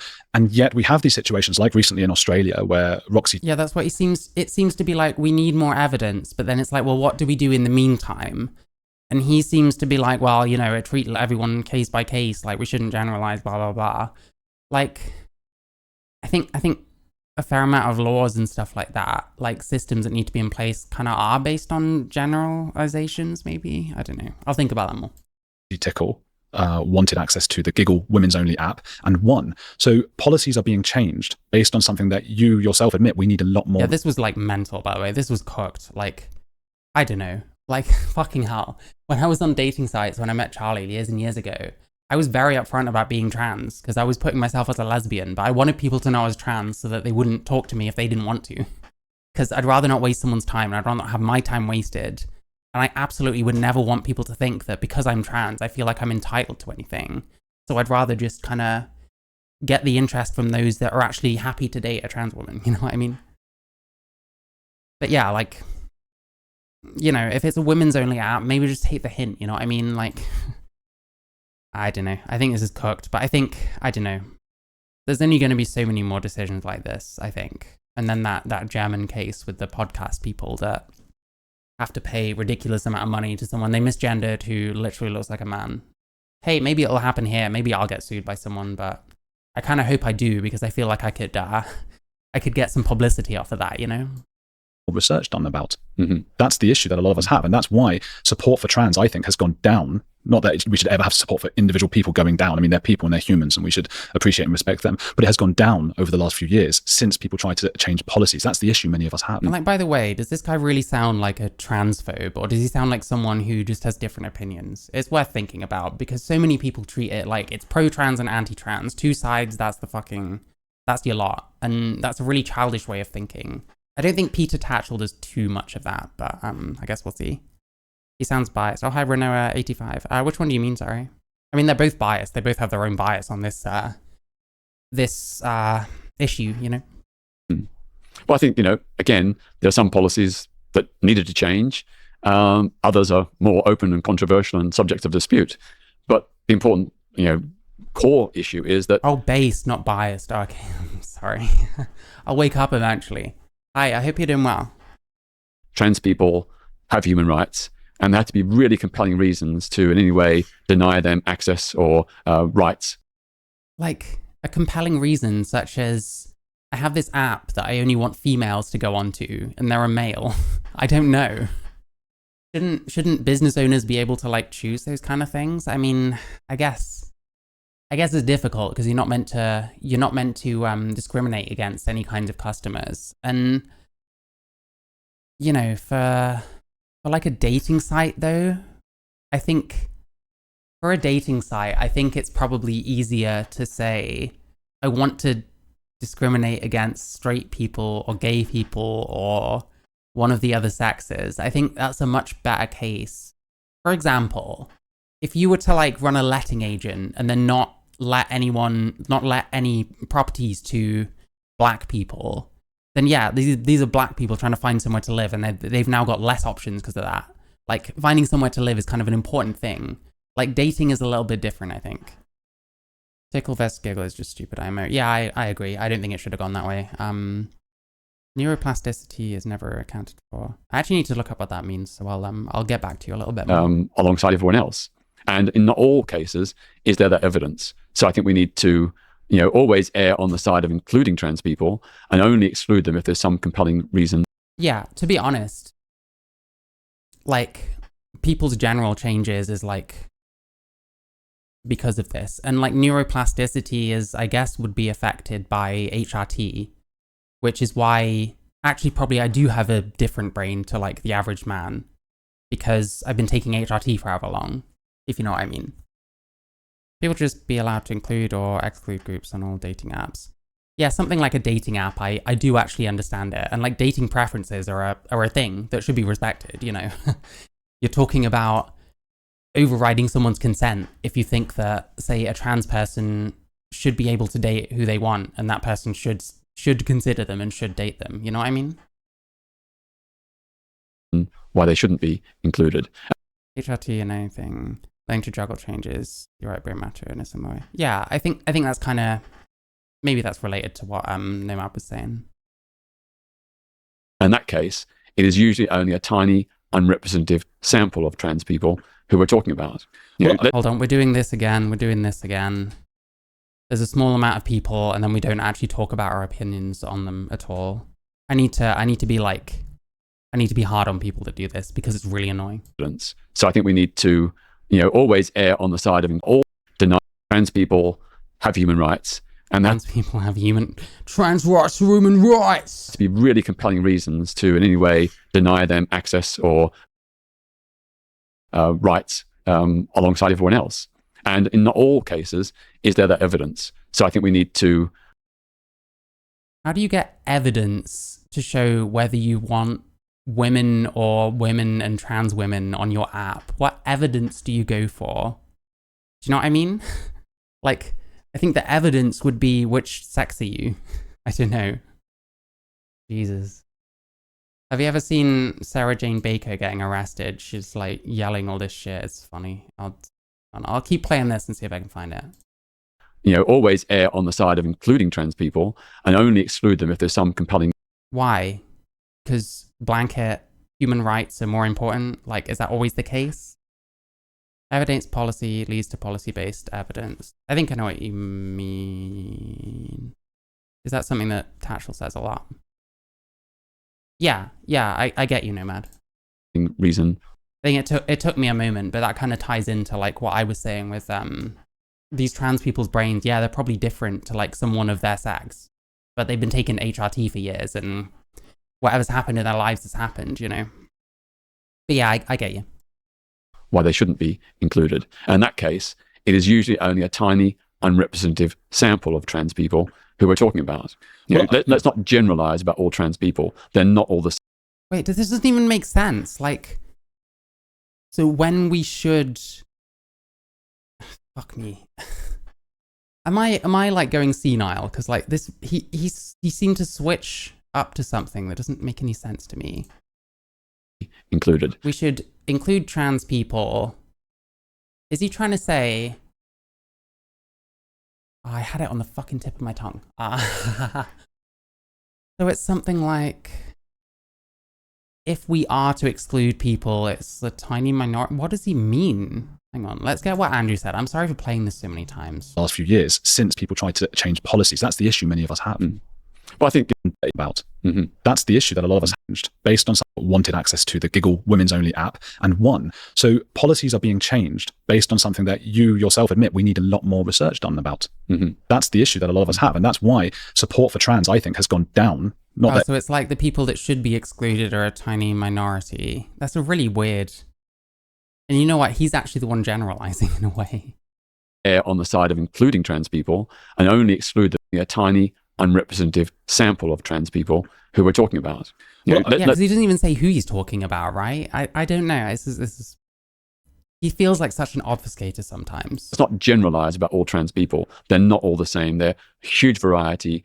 It's not what anyone's saying, but like, I don't know. But we still shouldn't exclude. This man is engaged in word salad to avoid taking a stand. Yeah, I mean, I've been generally kind of thinking that so far. I've seen him before. I don't know, I'm not a big Peter Tatchell fan, but like at least they're having like an actual conversation, There's no screaming matches and shit, and I don't think you generally get that with him.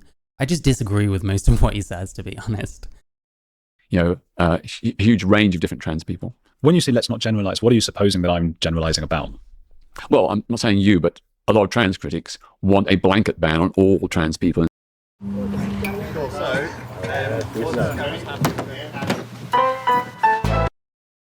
In sport. And I'm saying no. Sport? I thought we were talking about Giggle, Roxy Tickle, Insane Case. I mean, has Roxy Tickle been involved in other shit? I don't know. You just generalized the other young... Yeah. He's a nice guy, but he's a bit lost on the trans... Yeah, fair enough. I mean, listen, I don't have any reason to think that he's a prick, apart from that some of it verges on, like, actually lying to pander to a group, which I don't agree with, and I think is, in some cases, kind of evil. I don't know if he is, though, personally. I get what you mean. I don't know, you have some kind of personal knowledge of him that I don't, so... Oh, that's not the right approach. Have individual assessment. So where someone does have, but there's evidence of So, what are we trying to say here? Are we still talking about fucking Roxy Tickle versus Giggle? I'm so fucking...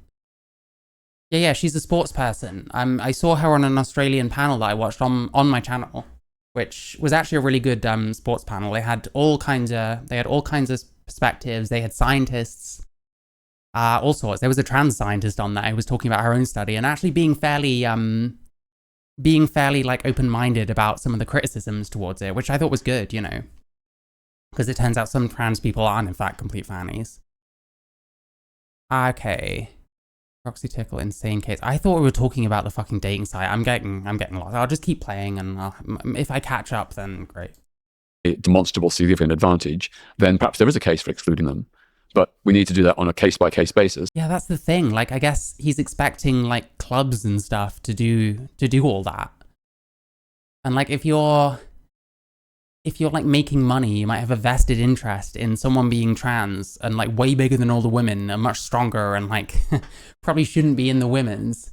But the club's going to be like, oh yeah, no, they're fine. They're like, they're basically, they've been on HRT for this long. They're going to be fine. And it's like, I don't know. I don't really know what he's after when it comes to the transport stuff.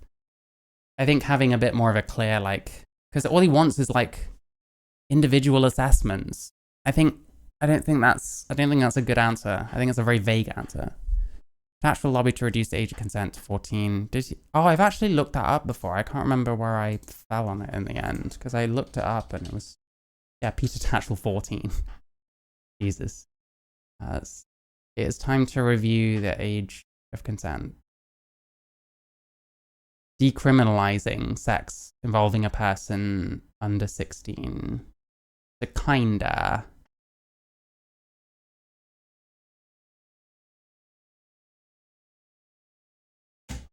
Listen, I've got loads of time. I'm resigned to the fact that what I'm doing now is gonna take ages to edit. So I might as well go ham, you know. Read what I really said on that age of consent. Hang on. We don't prosecute teenagers sleeping with each other anyways. Yeah. The only reason to lower the age is to enable adults to abuse. It seems like that's probably the most likely outcome, whether that's his intention or not. So yeah, I do agree with you. Metropolitan Police, that's not very ACAB. I'm a paedophile. Do you mean, wait, did I say something wrong? I'm confused.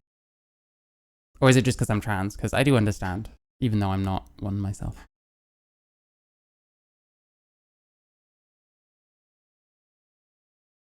My article's urging age of consent 14, motivated solely... Well, he's saying what his motivations are, but we don't actually know what his motivations are. And I think what my claim would be... Oh, right, fair enough. He is a bit of a... I'm joking, Sam, I love you. Wait, what was he saying? Okay, I don't know. You fight it out, that's fine. Yeah, to me it was like, well, that might enable abuse, whether that's your intention or not, I guess. As athletic and other sporting bodies already do, they do make individual assessments. They do test people's testosterone, do test their chromosomes. Let's pursue that. Let's do it more in depth, and let's get the right answers. With regards to women's spaces, then let's look at the Roxy Tickle and Giggle app. Because that's the thing, like what kind of conversations does someone like Peter Tatchell actually have with like sports authorities and stuff? You know what I mean? I could be wrong. Maybe he's done a lot more than what I know, but... Sal Grover being who was sued and lost, and I think is now going to take it to the High. That's what all paedophiles say, by the way, just saying. Court. I think what I struggle with is I understand what you're saying about we need more research and we need to understand and we need to not ban people from certain things, but it feels a bit like the God argument, which you can't really disprove. And again, I don't mean to offend believers. Like, Tatchell seems a bit like he just kind of is stalling a lot of the time. And it's like, no, well, we need more evidence. Like, he seems like one of those people that's just trying to keep things where they are instead of really understanding. And it just always comes back to, well, we shouldn't generalize. We should do it case by case, blah, blah, blah. And it just gets kind of weak after a while. Believers, they are welcome to believe, but if somebody says to me, hey, God created the world, you don't know it, that he didn't, I don't really know what I can say there. And if policies and laws are implemented on the basis of I can't disprove God, I don't have good enough evidence to disprove God, which I will never have, then that's going to affect the country, it's going to affect the place I live in, it's going to lead to, I think, unfair laws based not on rationality, but on magical thinking and faith, which people are allowed to have. People, I think, also can have faith that in this idea, which I... Wait, so 18, anyone under 14... So like 18 and 15 is fine? I mean, geez, I don't know. I don't know. It's been a long time since I've been in either of those ages, and someone who's under like 28 seems super young to me, so I don't know. It seems like the contemporary discourse has decided that being anti-child abuse is anti-trans. There is some of that, yeah. I don't know. I try and separate those things out as much as I can, and I'm not pro children transitioning because I don't think they're old enough to understand what they're doing. So. I don't believe in, which is that men can have an identity inside them that actually means they are women. I'm not representing it the best I can, but you know what I mean. But it's up to them to prove to us rather than me to prove that they shouldn't be in women's spaces. Do you see what I mean? I think a lot of people say, well, trans women should not be in women's centers and so on. Well, why not? Only a tiny minority of... Because they're male. Because these women's centers can be full of some quite traumatized people, depending on the center. Say it's a rape center. Those are a couple of things I can think. Trans women. I think a lot of people say, well, trans women should not be in women's centers and so on. Well, why not? This is bizarre. Like, has he just not listened to a single argument that anyone's made for the last 4 years or something? Why would you sit there and be like, well, why not? You'd kind of be like, well, I think they think this for this reason, and that's why I disagree. It's kind of, we're stuck a bit on the opening arguments in a way. And it does feel like that a lot. Like, he's really just trying to stop any real argument from progressing. It does bother me a little bit. Only a tiny minority of trans women have ever been a threat to women as a whole. In fact, the biggest threat to biological women are other biological women. They're the ones who, on evidence, seem to be committing the most crimes against women. Well, not men. Well, that depends, doesn't it? Like, rapes, it's going to be men. I mean, legally, women can't even rape. Like, legally, let me be clear there. Like, I don't know. He likes his generalizations for someone who... He likes his generalizations for someone who complains about generalizations so much. I guess that's how I'd see it. Because he seems to be happy to jump into them himself. But then he's always got his fallback positions, you know what I mean? Like, I don't know. I guess I understand the kind of Mott and Bailey thing better, because he always just retreats back to the castle whenever his more dumb, takes are challenged. Well, we shouldn't generalize, every time. It's getting a bit predictable, really. No, excluding men. By the way, trans women, what was I trying to say? Crime statistics of trans women, as far as I know, are much closer to... They closely resemble, males rather than females. That's what's more likely. Like, a trans woman is more likely to be like a man than a woman if they're going to commit crimes, you know what I mean? In terms of women-on-women violence, it's mostly biological women, not trans women. In terms of women-on-women violence, it's mostly biological women and not trans women. What? Like, Jesus Christ. How many women are there? How many trans women are there? Come on, Peter. What are you fucking talking about? Like, oh my God. Does he not hear himself sometimes? You know what I mean? But leaving that aside, I have a friend who works for a women's centre. Okay, here we go. Anecdote time. I think it's going to be this one where, they had a vote and they let trans women in and there's been no problems. I don't know. That doesn't mean there never will be. That doesn't mean that someone will come in who has a specific trauma, blah, blah, blah. That doesn't mean eventually you'll let someone in and you'll trust them and then they'll do God knows fucking what that they shouldn't be doing. Even transsexuals generally resemble men in their crime rates. Yeah. Yeah, I don't know. He's back on obfuscator mode. It's easy to confuse people by shifting the categories around, you know what I mean? Where do we get these crime rates from? We don't know how many there are. There is some info on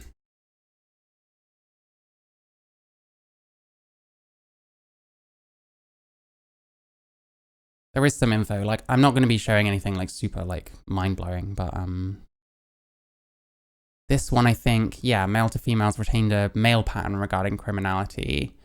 We don't need to know, I think, how many there are to get crime rates, because it's just the ones that are committing crimes anyway. Plenty of the trans people are people like me who have never committed a crime or never been caught for one. I don't know. Either or. Yeah, there is I don't want to spend too much time on this, but there is info out there, and trans women specifically are Without knowing the denominator. How do you mean? Like, what denominates trans women from women, or? I don't know. I only know so much about that topic, to be fair. The other thing I mainly know is that there's a high amount of, like, sex offenders among, like, convicted trans people, like, incarcerated trans people. Trans women, not trans people, excuse me. The north of England.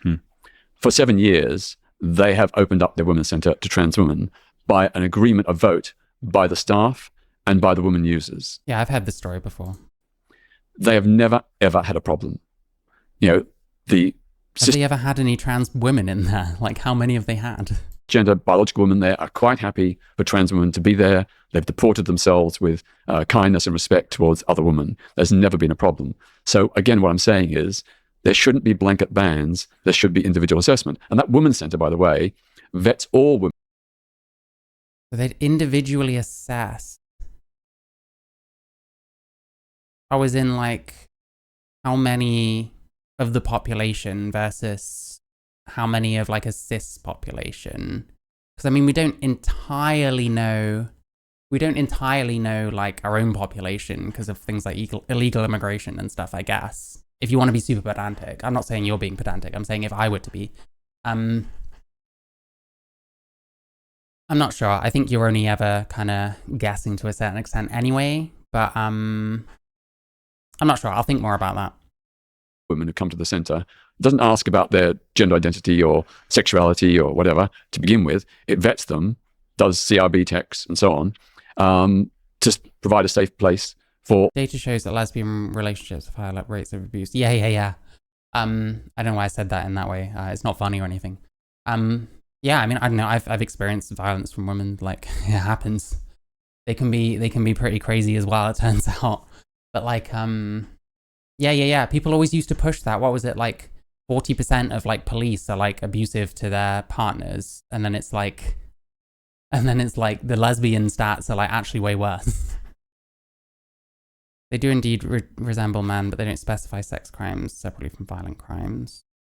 Crime rates about trans people are nonsense when we don't know how many there are. Well, we do. We certainly have an idea of how they are, of how many there are. I don't think we ever have an amazing, like, accuracy of information on how big the population is, personally, but I don't know. I think they probably still, like, would produce statistics or something. Because, I mean, like, it's not that, like, our crime rate is even the same, like, per capita, if I'm using that correctly. It's more that the kind of offenses that trans women are committing is more resemblant of what men are being committed for, if that makes sense. I'm not sure. I do need to read up more on this topic, to be honest with you. So if I'm getting a bit fuzzy on it, that's probably why. Or all women, from all women. Which is sensible. Yeah. But so why can't men go into women's spaces? Most men, there's a very, very tiny percentage of men who actually attack women. Yeah, but, you know, I accept the idea of women-only spaces. You know, there is a good case for, in certain circumstances, to have women-only spaces. And if... Yeah, here's the thing. We might not be able to very accurately determine the crime rate of trans people, but we can still determine other things, if you know what I mean. We can still compare them to other things and sort of what kind of offenses are appearing from which ones are getting incarcerated and stuff. A trans woman, you know, has no history of physical or sexual violence against women. If they, you know, treat other women with respect, there's no reason to ban them. Why? So why do we ban men if they've got no history of that? Well, because women prefer, or some women prefer, to have a woman-only space. So yeah, and some women might prefer to have a female-only space. Does he understand that? Because he's literally made the argument, but changed it to women instead of female. Women rape and do sexual offences are underreported. Yeah, the thing is, I think in the UK, I don't know where you're from, so forgive me, but, like, I think in the UK, women can't rape by, like, legal definitions, if you know what I mean. Like, what I would call rape is, like, unconsensual sex. So I would say, yes, a woman can rape.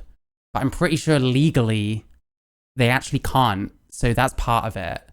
And, like, with female rape, especially if it's female on male, like rape, sexual offenses, you've got men that just won't report it out of embarrassment. It's the same with, like, female on male domestic violence.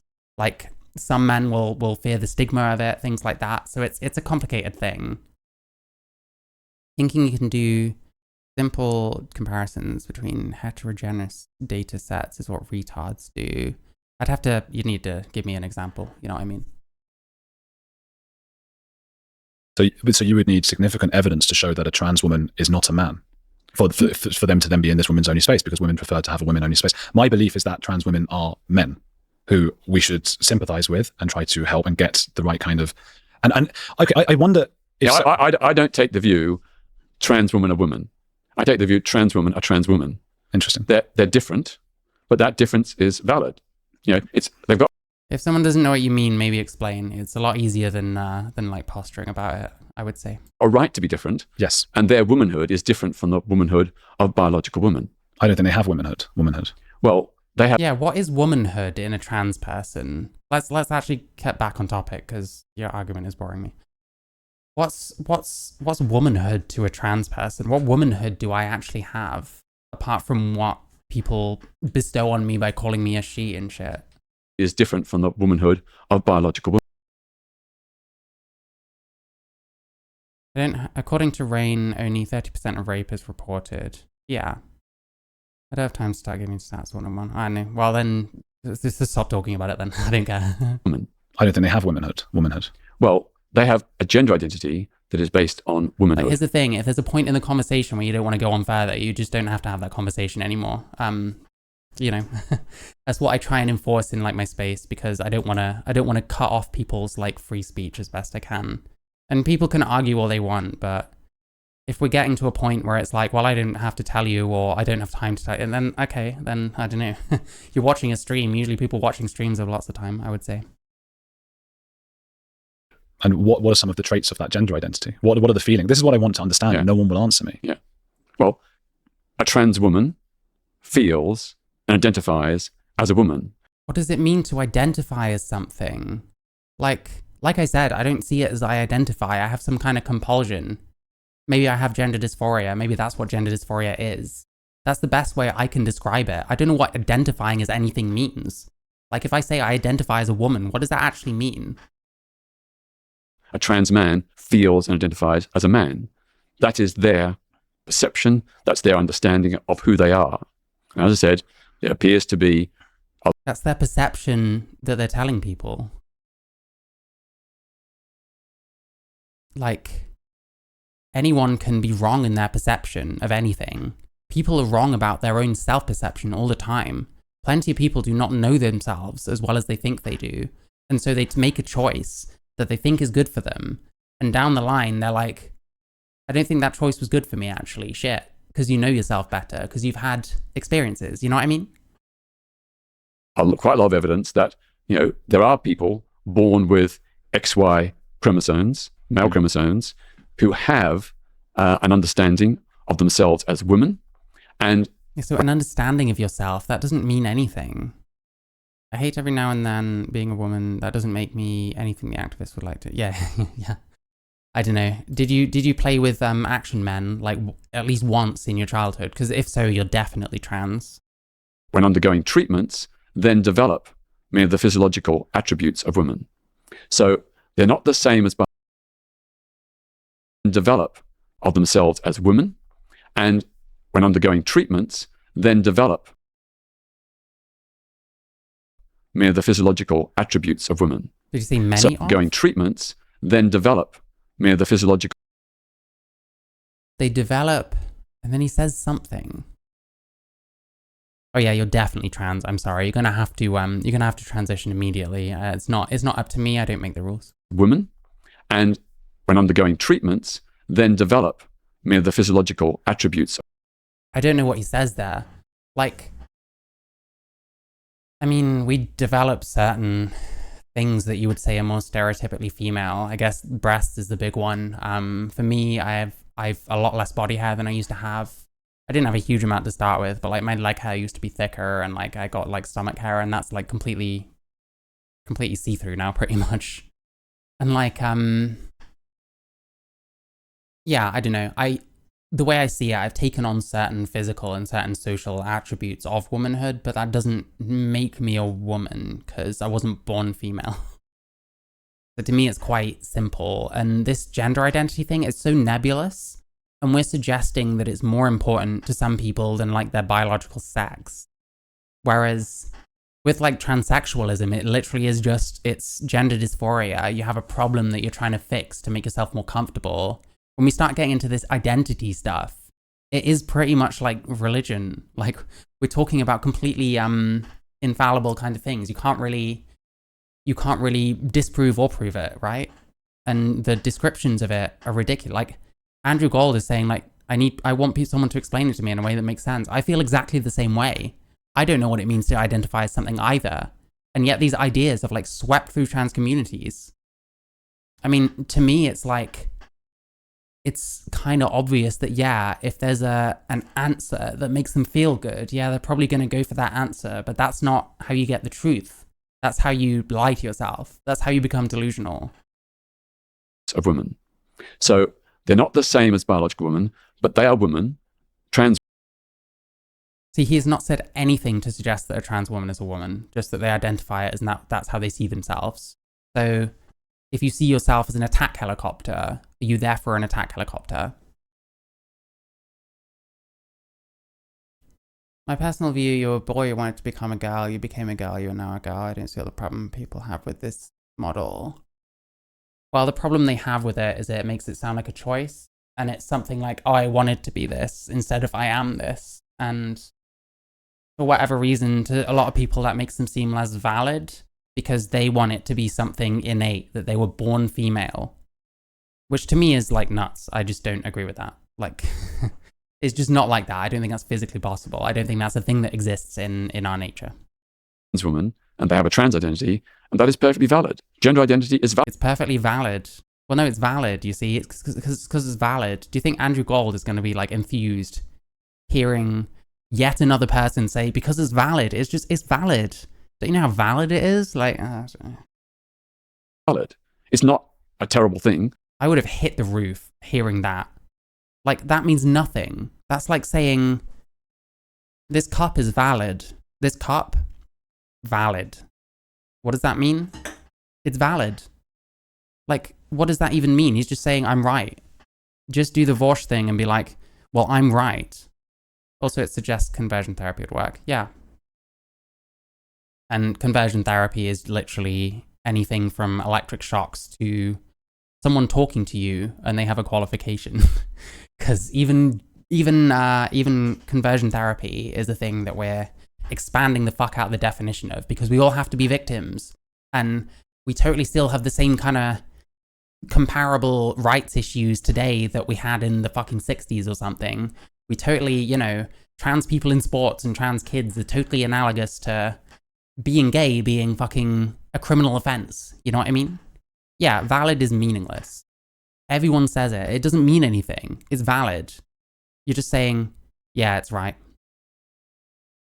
We literally almost outlawed my mum's drug. Jesus Christ. It's just getting mental. Like, it is kind of a new version of religion in a way. It's not something fake. It's a genuine feeling. It's not fake. Oh, okay, there we... No. Actually, no, I'm convinced now. No, he said it's not fake, therefore it must be real. Like, shit. It was me being like, I think it might be fake.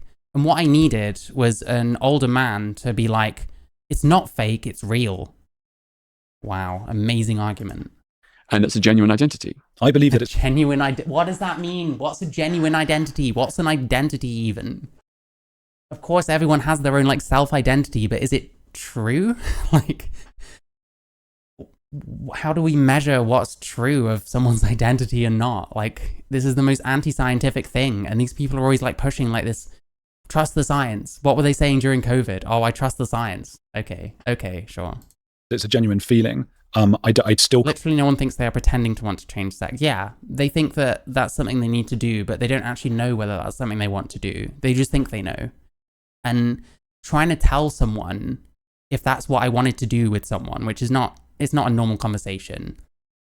Trying to tell someone that they don't know themselves is really fucking difficult. And people do it to me all the time as well.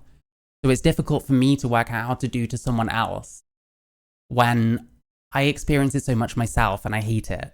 But then mostly it's just people that watch 2 minutes of a video and think that I'm an alt-righter or whatever, because alt-right is still a thing in fucking 2024. Biggest problem I have with the whole gender identity thing is basically all these trans women would not go to any Islamic country and be a woman. Yeah, of course not. They're doing it in Western countries because Western countries will let them. Yeah. Like to have the gender gaps in salary, in certain class in any of the world where women are not nothing. Yeah. I mean, yeah, there's reasons why it's happening in like the West and not like other places. GH Jackal, trust the science just means I don't want to. Like, yeah, fair enough. Good to see you. I might want to cut my foot off. Well, yeah, and the patient should be the doctor. That's what we want now, right? Even if we're in pain, having to work during the period, blah, blah, blah, but that's how it is. Have compassion, be there for others, and not being selfish. Yeah, of course, yeah. I mean, hey, listen, I have no idea what periods are like. My partner gets terrible periods. I don't want to know what it's like. Like, I feel privileged in the sense that I don't have to deal with that shit, quite honestly. And I don't, I don't think it's, I don't know. I had something else there, but I don't. Can't understand what it is that makes them a woman other than they are.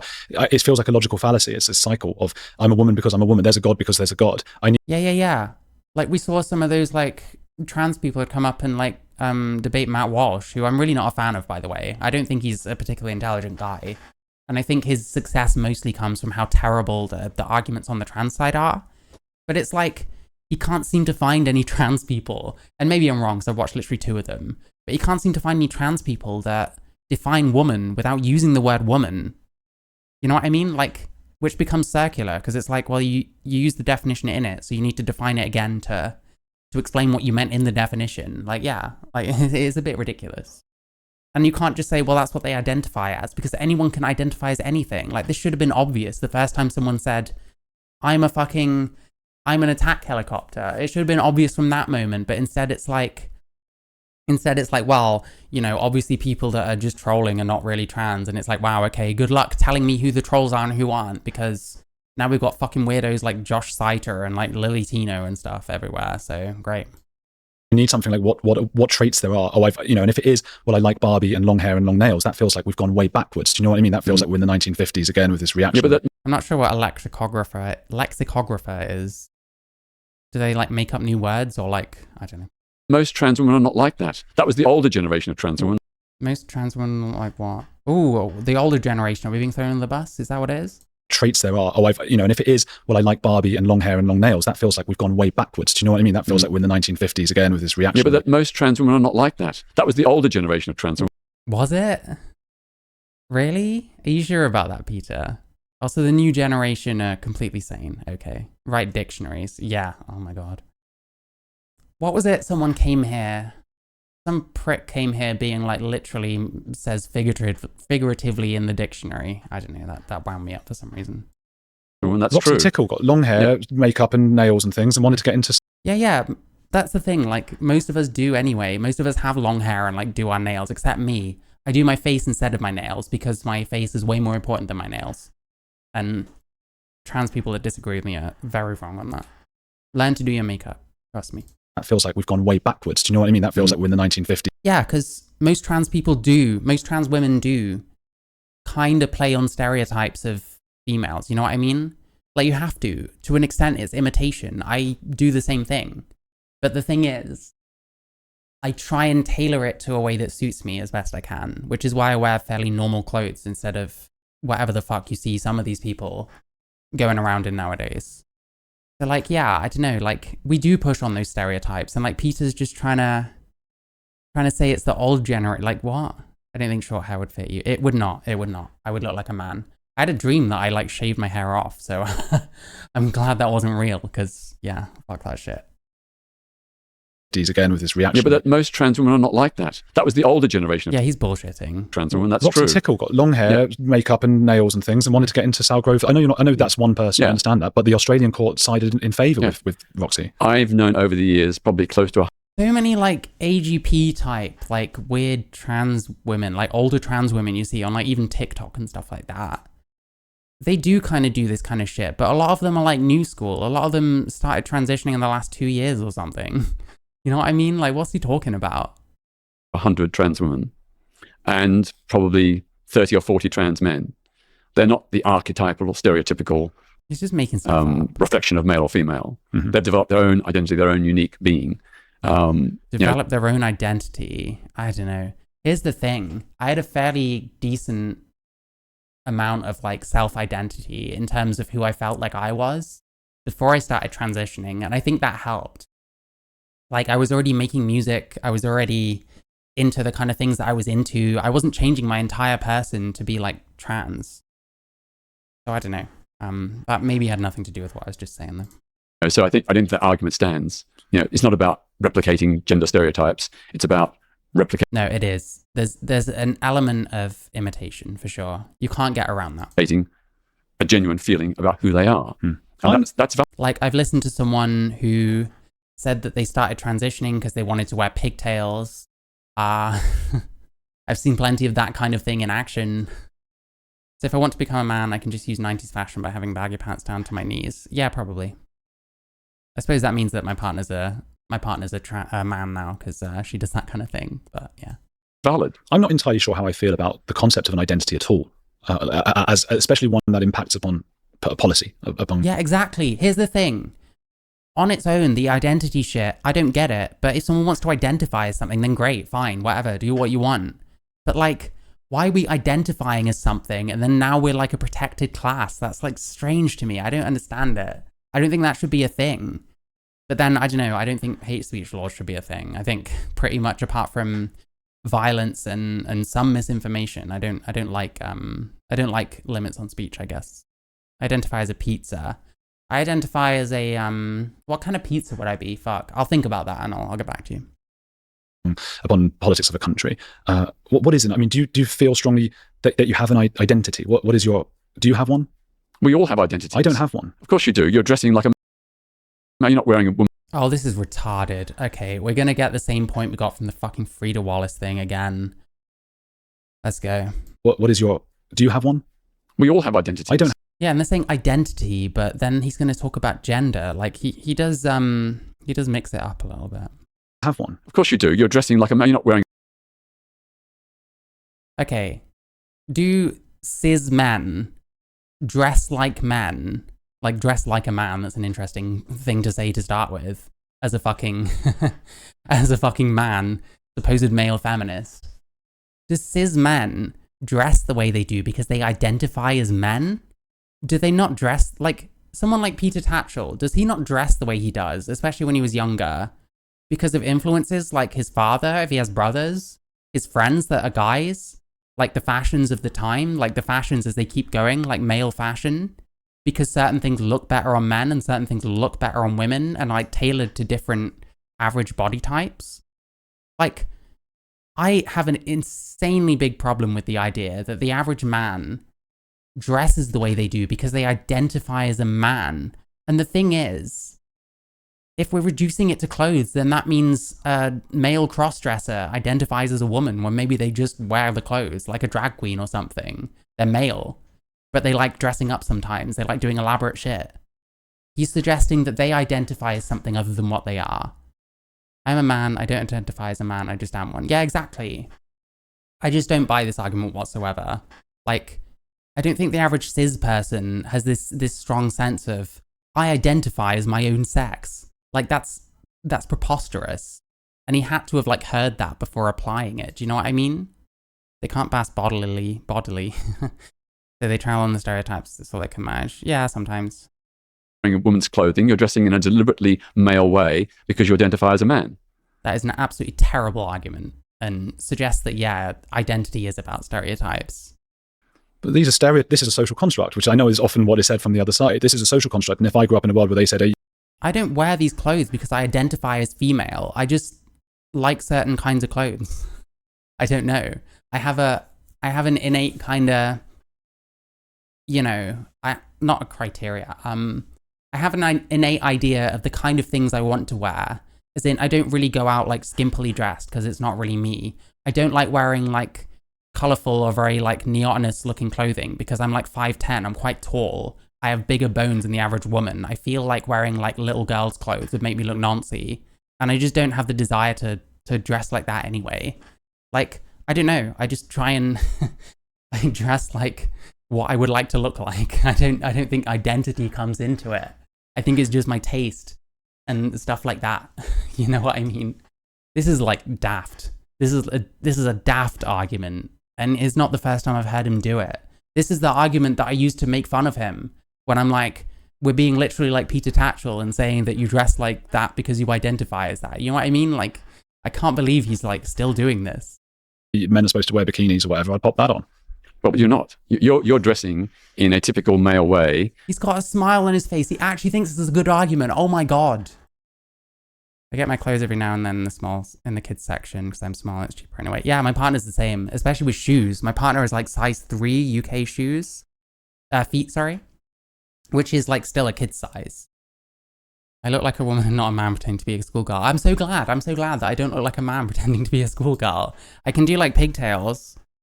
I'm not gonna. I didn't even look like pigtails. I don't wear pigtails. It's not my thing. Because you identify as a man. I have a preference. As I do. Yeah. So what would have to happen to this identity then? And I'm not against the idea. Maybe I do have this identity then. What would have to happen to it? How would it be different? God, he's being a lot more open-minded than I could be. I think he's actually less transphobic than me. 35 to 36. No. Yeah, fair enough. I'm not sure. Yeah. My partner's quite short and like, you know, small and like petite and has really small feet. So she gets a lot of stuff from like kids sections. And it's cheaper, you know, if you can, why not? Would it just be I like dressing? And like my partner wears a lot of bright colored stuff and like some kind of younger kind of stuff, but she looks smaller and like younger, so it kind of works. Someone like me who's big and like, you know, relatively big. I'm quite skinny, but I'm also tall. As a woman, I feel like wearing like more childish stuff or like brightly colored stuff, I feel like it would look noncy. Like, I could be wrong. Maybe that's just my own like bias or whatever, but you know. I feel like I'm halfway there and I want to get to that point. Well, identity is a very complex thing and it's multivariate, multi-layered. You know, I'm sure. Oh, it's a very complex thing. Great answer. Let's just do the demon mama thing. What's an example of like what you think? Well, there are lots of examples. Or you're not one thing. Your identity is probably multiple. Mine is a male identity, a gay identity. What's a gay identity? You fuck men and you're a man. Do you identify as that, or are you just a man who fucks men? I don't identify as a fucking lesbian. I mean, I kind of have to because I'm a male, so I'd be like, you know, a straight guy, I guess, technically. But like, I don't identify as that. I find women attractive. Like, what? What the fuck is this?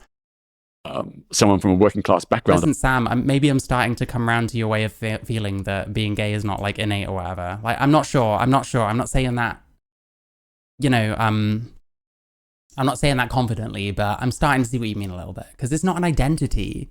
Identity. And someone identity. It was probably multiple. Mine is a male identity. I mean, he's kind of hinting at what I'm saying, which is that if you have a gender identity, surely it's just part of your overall identity. Like, because yeah, you're probably thinking of yourself like, yeah, I'm a man. You know what I mean? And not many sane people are male and being like, I'm literally a woman. You know what I mean? Come to the dark side. I don't know about that. Let's take it slow. Yeah. See, a gay identity. Someone from a working class background identity. He identifies as someone from a working class. Oh my God. This is actually giving me fucking brain aids. It's transmissible through headphones only. And so on and so on and so on. You know, I like sports. I like mountain climbing. You know, that's also part of my identity. So aren't those identities? Well, yeah, like I guess things you like are kind of part of your identity because you know who you are and you know what your sexual orientation is and you know what your gender is. But like, I don't know about this man. Like, it's so easy to just boil so many things down to, well, it's just part of my identity. But what does it mean? Like, how long are they going to go round and round on this? Are they going to get onto like Andrew Doyle and James Dreyfus and stuff? Interesting. Why is the T in LGBT? Oh, Leah Thomas gets mentioned. Social contagion.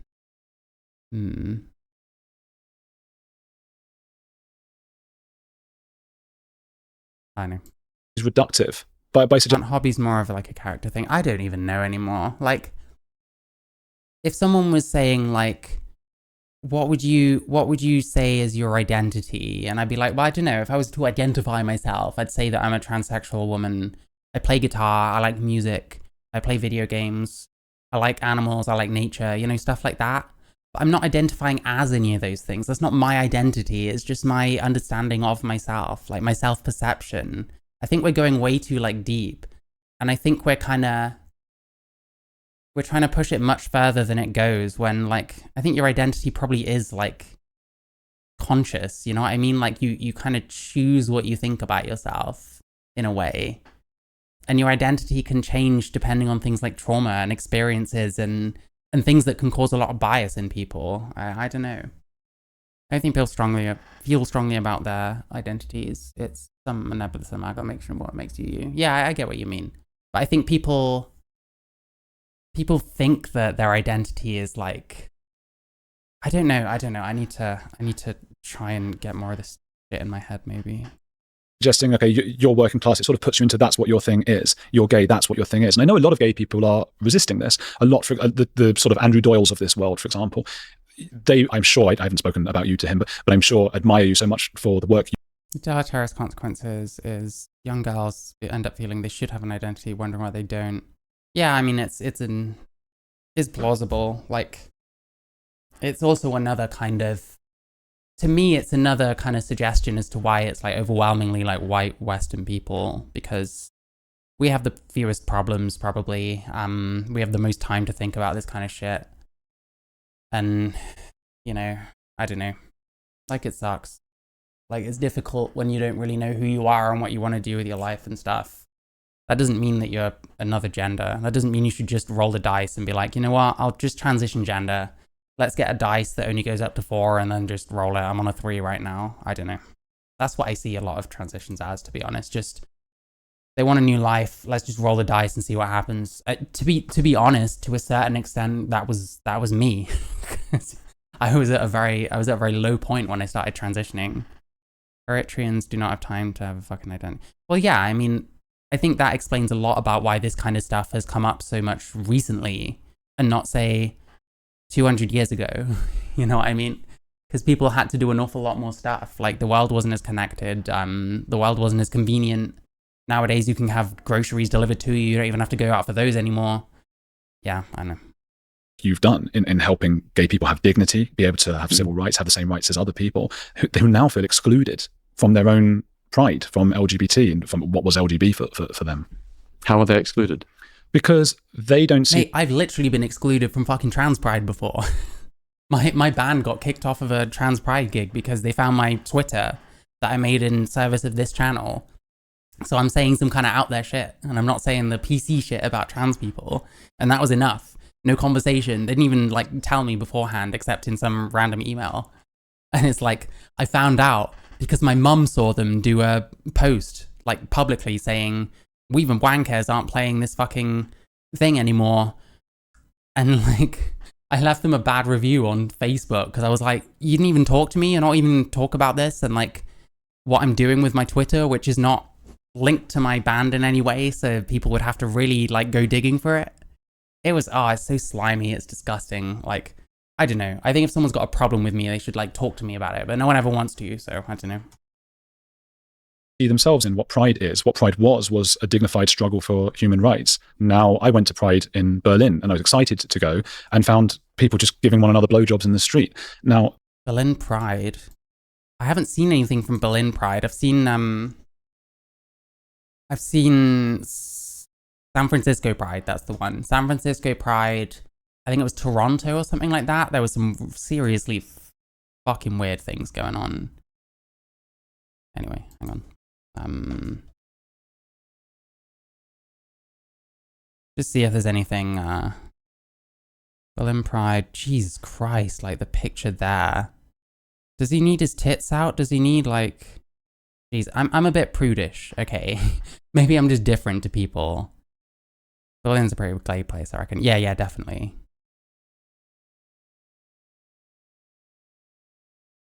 Street walk through.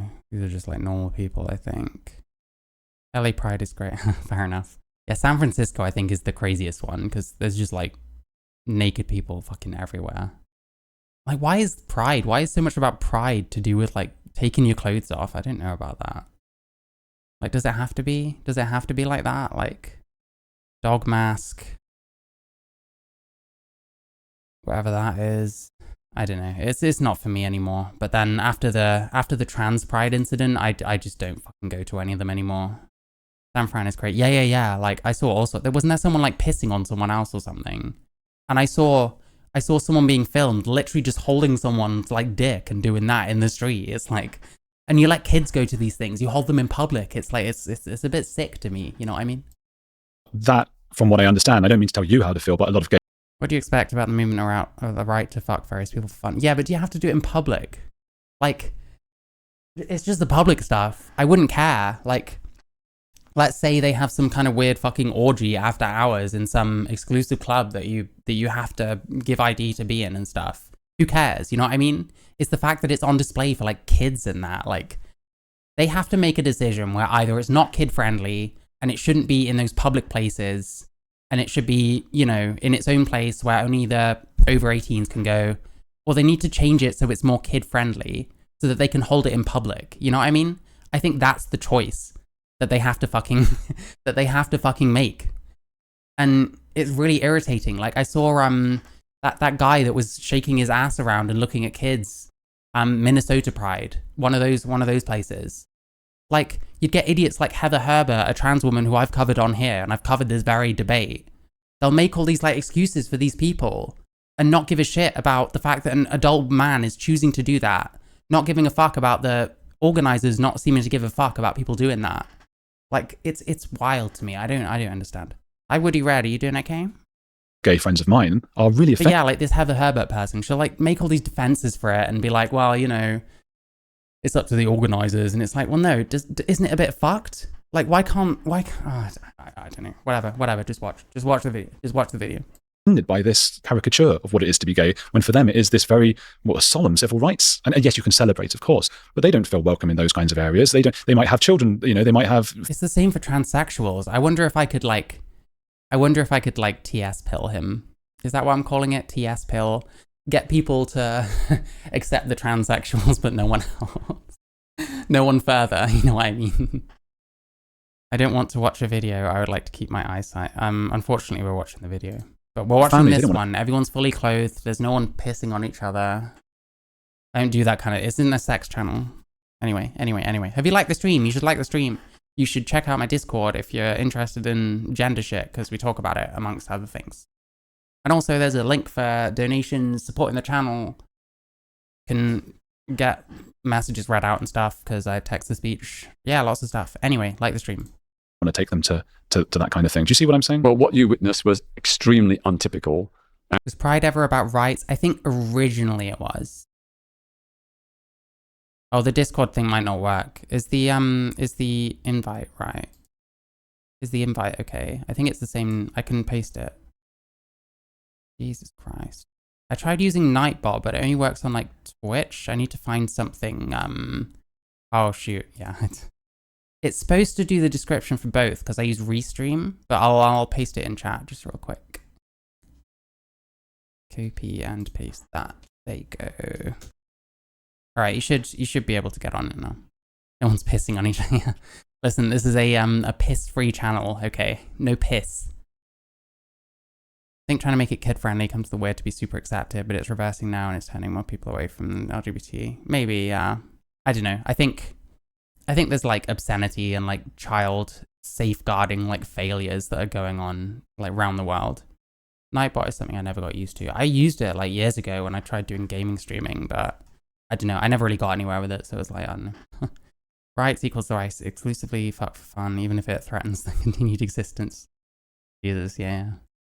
And very surprising. That might be the case. That might be the case. I've never seen that. I've been on I helped organise the first ever London Pride March in 1972. I've been on every single one since. I've never seen any overt sexual behaviour. Never.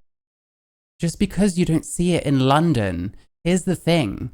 This kind of weird shit. Listen, I'll help you out while I'm ranting. Just bear with me.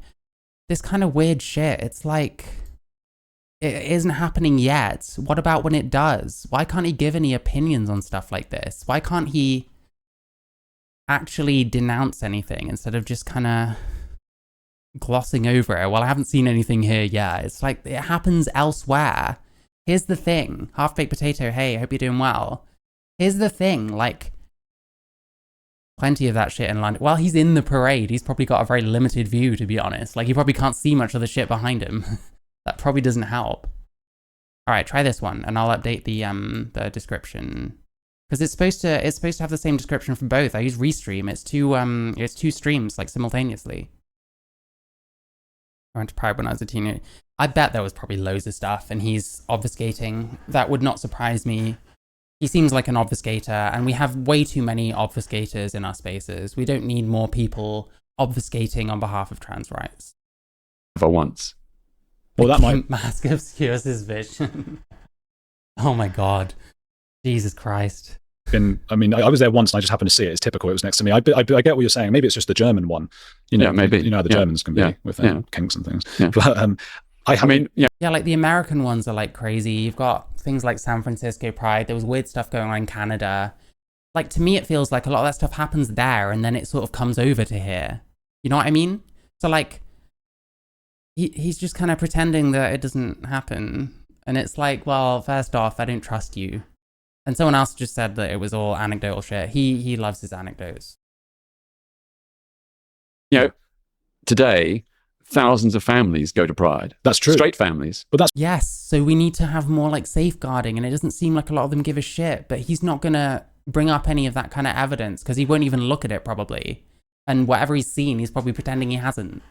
I don't know, this is like gaslighting me and I'm not appreciating it. It's what concerns people. A lot of families go, and then you do have sort of leather-clad people being carried in chains and things. Those families are not kicking up a fuss. They love it. But they're not keeping up a fuss. They love it. How do you know the kids love it? How do you know they're still going to have loved it in 10 years' time?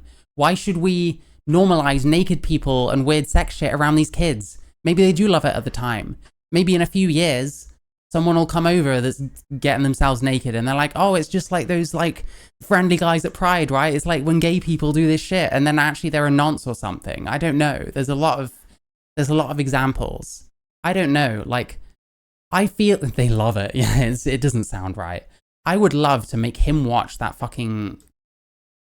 footage of that guy shaking his ass around with his like dick swinging in his underpants in his 60s, like fat bloke with almost nothing on. I would love to make him watch that because I bet I had someone like gaslight the fuck out of me, like claiming that kind of thing's perfectly fine. It's just adults that sexualize it. Like, does that matter? I mean, why is that guy doing that? You know, you have to make these people like look at things. And I have a feeling like if I start talking to any of these kinds of people, which I hope I do, because I want to have conversations. I want to not just be fucking psychoanalyzed and dismissed the whole time because that's what my friends all did. And that's why I don't hang out with trans people anymore. But like, you have to slap these things in front of them. And even then, you can't really trust that they're even watching the same thing you are because their eyes just seem to do different things maybe. I don't know. I'm at a loss for words with some of this shit, quite honestly. Like, he knows that he's defending some indefensible shit. Mm. They don't see it the way you see it. You know, but I'm talking about the way... Is that... Oh my God, I don't know. Does he not think there's any chance of like normalizing stuff around kids that could then cause a problem for any of those kids? I don't get why people are drawing their kids along to this big corporate pundit. Well, because it's like, I don't know, supportive. It's very easy to make people think that they're being good people by supporting things like Pride or things like trans rights, when actually it's very complicated. And they don't realize that when they say trans rights, they mean kids and like invading sports and stuff, which are not trans rights. And if someone says they're talking about trans rights, and then what they're talking about is like sports and kids and stuff, they're not actually talking about trans rights. And those are the fucking examples they all use. I watched a video yesterday, this guy being from Arkansas, and like complaining that it's like, all these anti-trans bills, oh, it's so dangerous for me here. Like a white adult male, a white adult female to male, who is clearly not doing sports. And those are the examples they give. Kids in sports. How are you oppressed personally? It doesn't make sense. The likes of an Andrew Doyle or a James Dreyfus might see it. And that they might be the sign. What did you get from Greg's? I like Greg's. I don't really get it now because I tend to get like, I sometimes get similar stuff from like Aldi because it's cheaper. I don't know. I quite like Greg's though. The majority. Well, they're entitled to their point of view, of course. Right side of history. There we go. Hang on. I see it. And that, You know, but I'm talking about the way the likes of an Andrew Doyle or James Dreyfus might see it. And that they might be the silent majority. well, they're entitled to their point of view, of course. But what they say about Shook his head when he said that. Does he really think that? pride is just not true. Well, what are they saying about pride? If you're going to say that what they said isn't true, then you have to like give an example, right? Sausage roll. Yeah, they do good sausage rolls. You can't really go wrong with them. My son didn't know about until 4 that I'm bisexual, because I don't think it's something that kids should know. Yeah, I mean, fair enough. Like, Arkansas. Yeah, so many people say Arkansas that it throws me off. Is it like Arkansas? Because that's how normal people seem to say it. I don't know. My brain and mouth are like, they're in the same body, but that's about it, you know? Yeah, Greg's sausage rolls are good. True.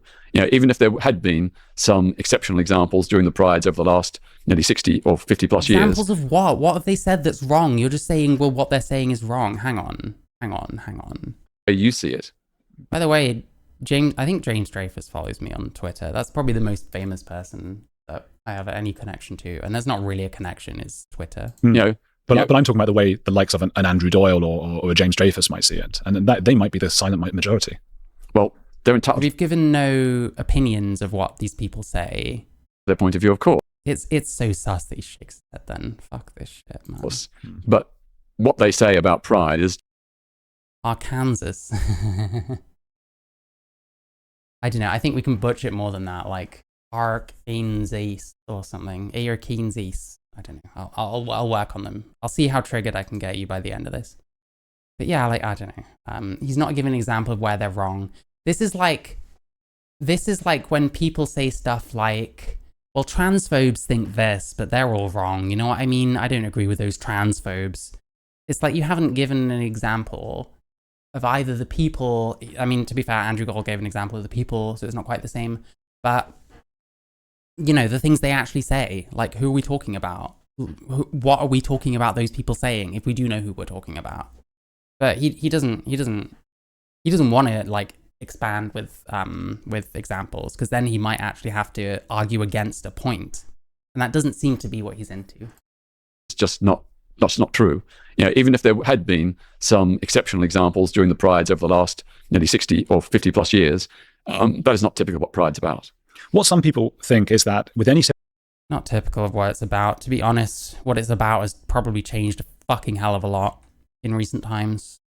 50 plus years, that is not typical of what is as close to parody. I don't know. What does James Dreyfus or whatever say? Fucking knows. He disagrees with it, but here's the thing.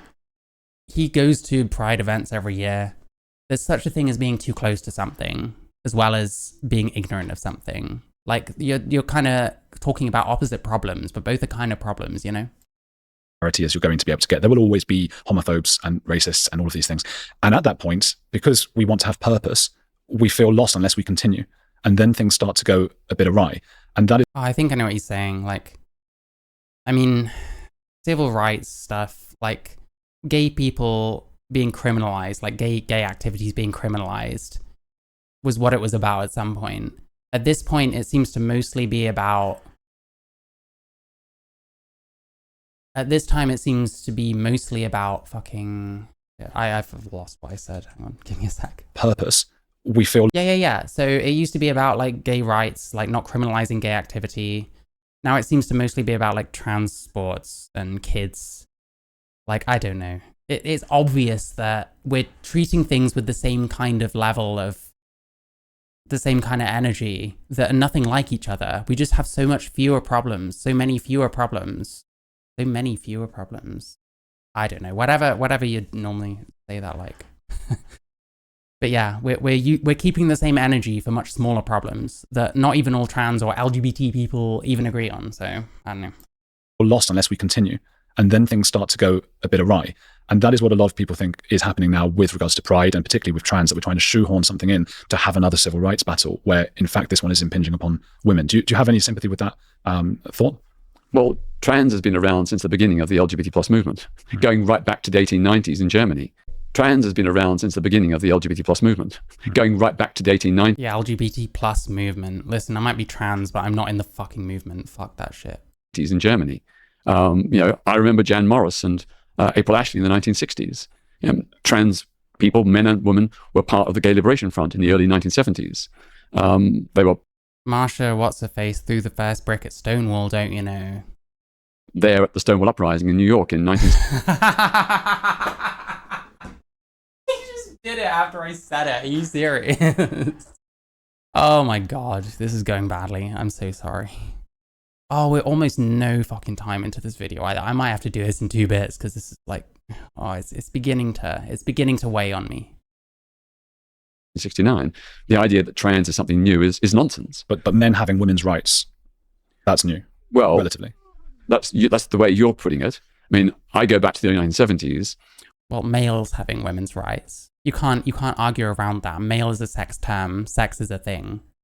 When the battle cry of... See, you have to say everything perfectly. There's the tiniest thing he can get the out on. He's just trying to eject every time. Like, Andrew Gold comes in closer, he just backs up. That's what I'm seeing the whole time. There's like a pattern to Peter Tatchell, I reckon. The women's liberation movement was biology is not destiny. Now, some feminists... What biology is not destiny means is that, like, you can be a female. You don't have to be like a homesteader. You don't have to be like having kids and then raising them and then whatever the fuck else, raising your grandkids and then etc. etc. It doesn't mean change your fucking actual physical features necessarily. Feminists seem to be saying biology is destiny. They've changed. You're right to point that out. Yeah. I brought that up. That lie is enshrined on a monument in New York. Oh, the Stonewall thing. Yeah, because that Marsha P. Johnson wasn't trans and like showed up at some point to Stonewall, but like later on or something. With Julie Bindel, and she had to admit they got that wrong initially. But to me, that was another example of a fervent civil rights campaign that, I mean, not that feminism had reached parity decades ago, but overreaching with something that wasn't factual. I mean, you've said yourself, I mean, most men and women are obviously not the same. They can't do the same things. There are biological issues. Just as Julie Bindel may have flip-flopped to one side, so has Judith Butler, I feel. Judith Butler was saying at the start, everything's just a social construct. Well, if it's all a social construct, why can't boys be playing with Barbies? Why can't girls be playing football and being good at maths without... Yeah, it's kind of true. It's like...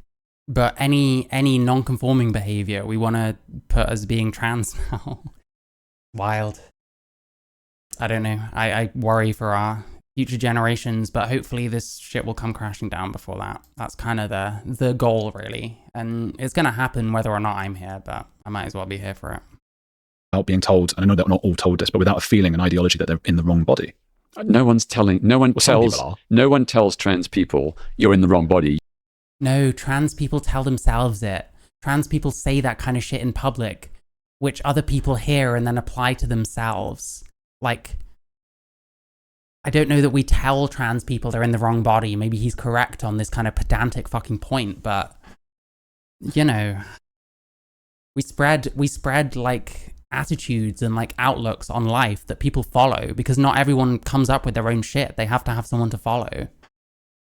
Like I don't know if this is the kind of thing that you must know or something, but it's, gender is a performance.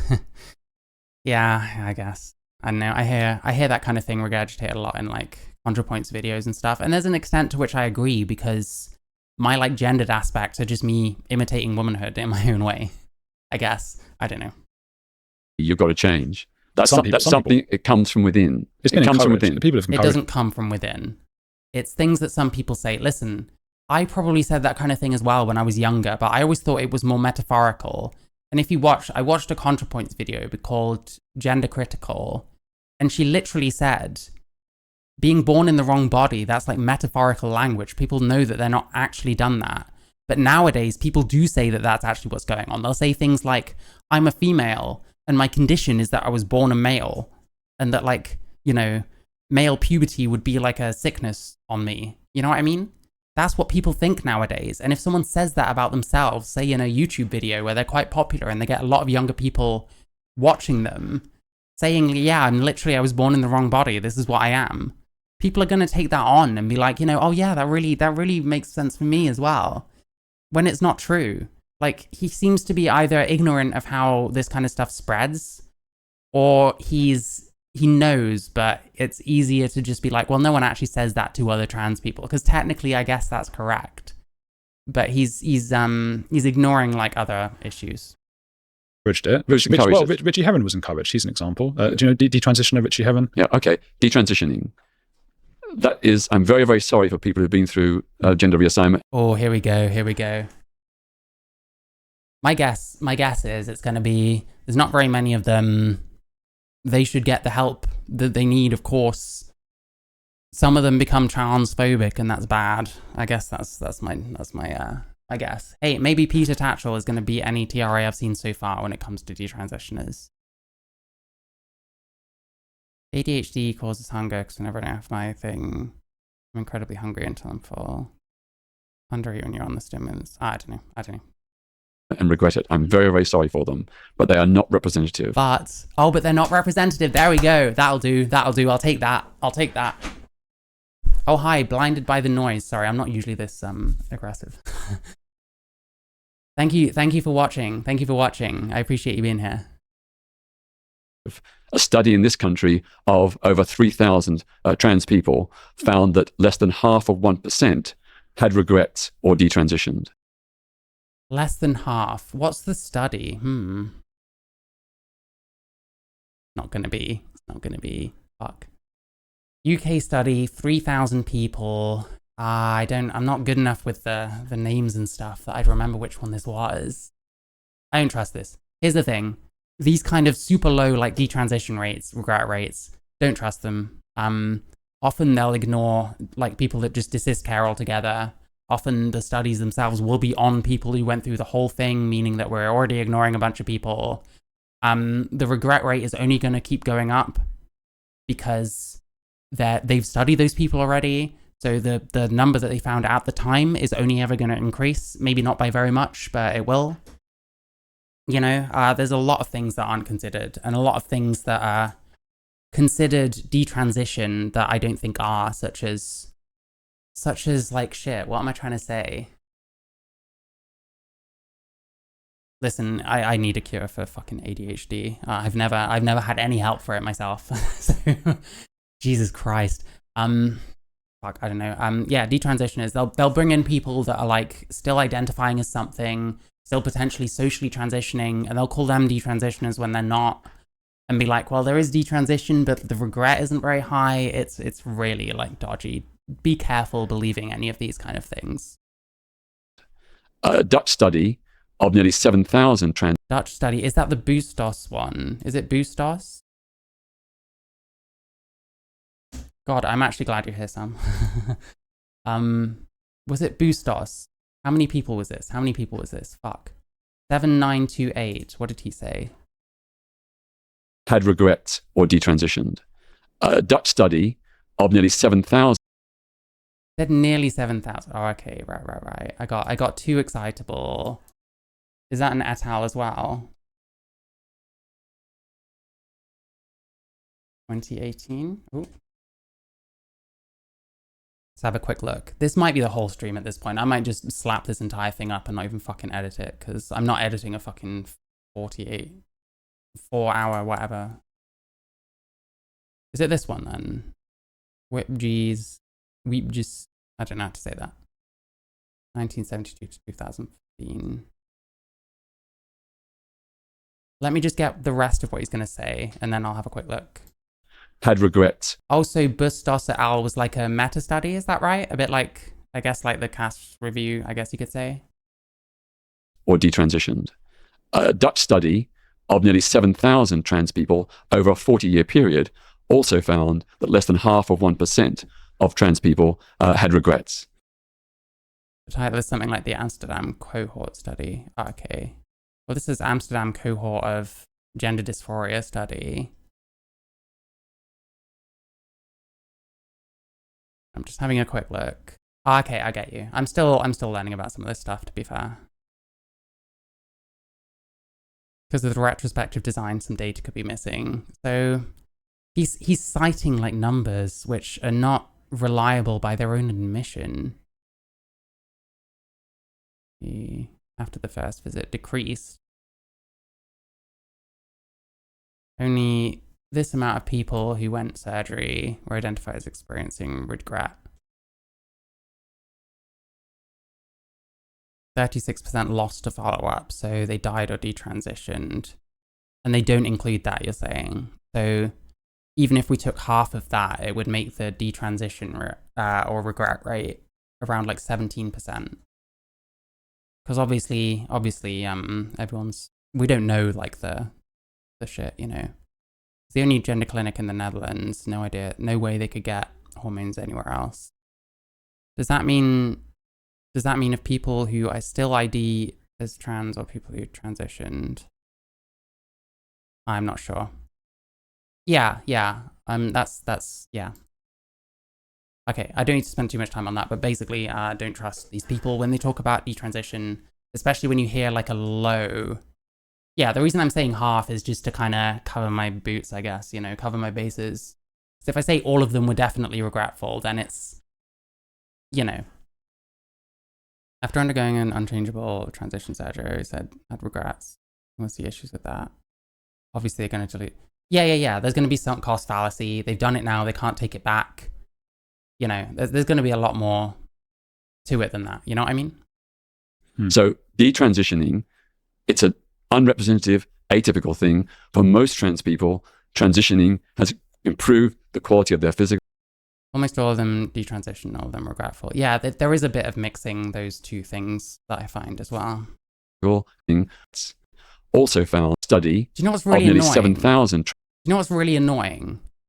We didn't stay on that conversation about are trans people told, oh, thank you for the $10, anonymous. I need to fix this.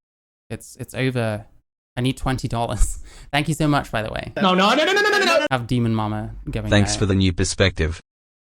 Oh, no problem. Thank you so much for. There you go. Text to speech. Anyway, Trans thank you so people much. over a 40-year period also found that less than half of 1% of trans people So we're saying this is about 36 to 37%, I'm guessing.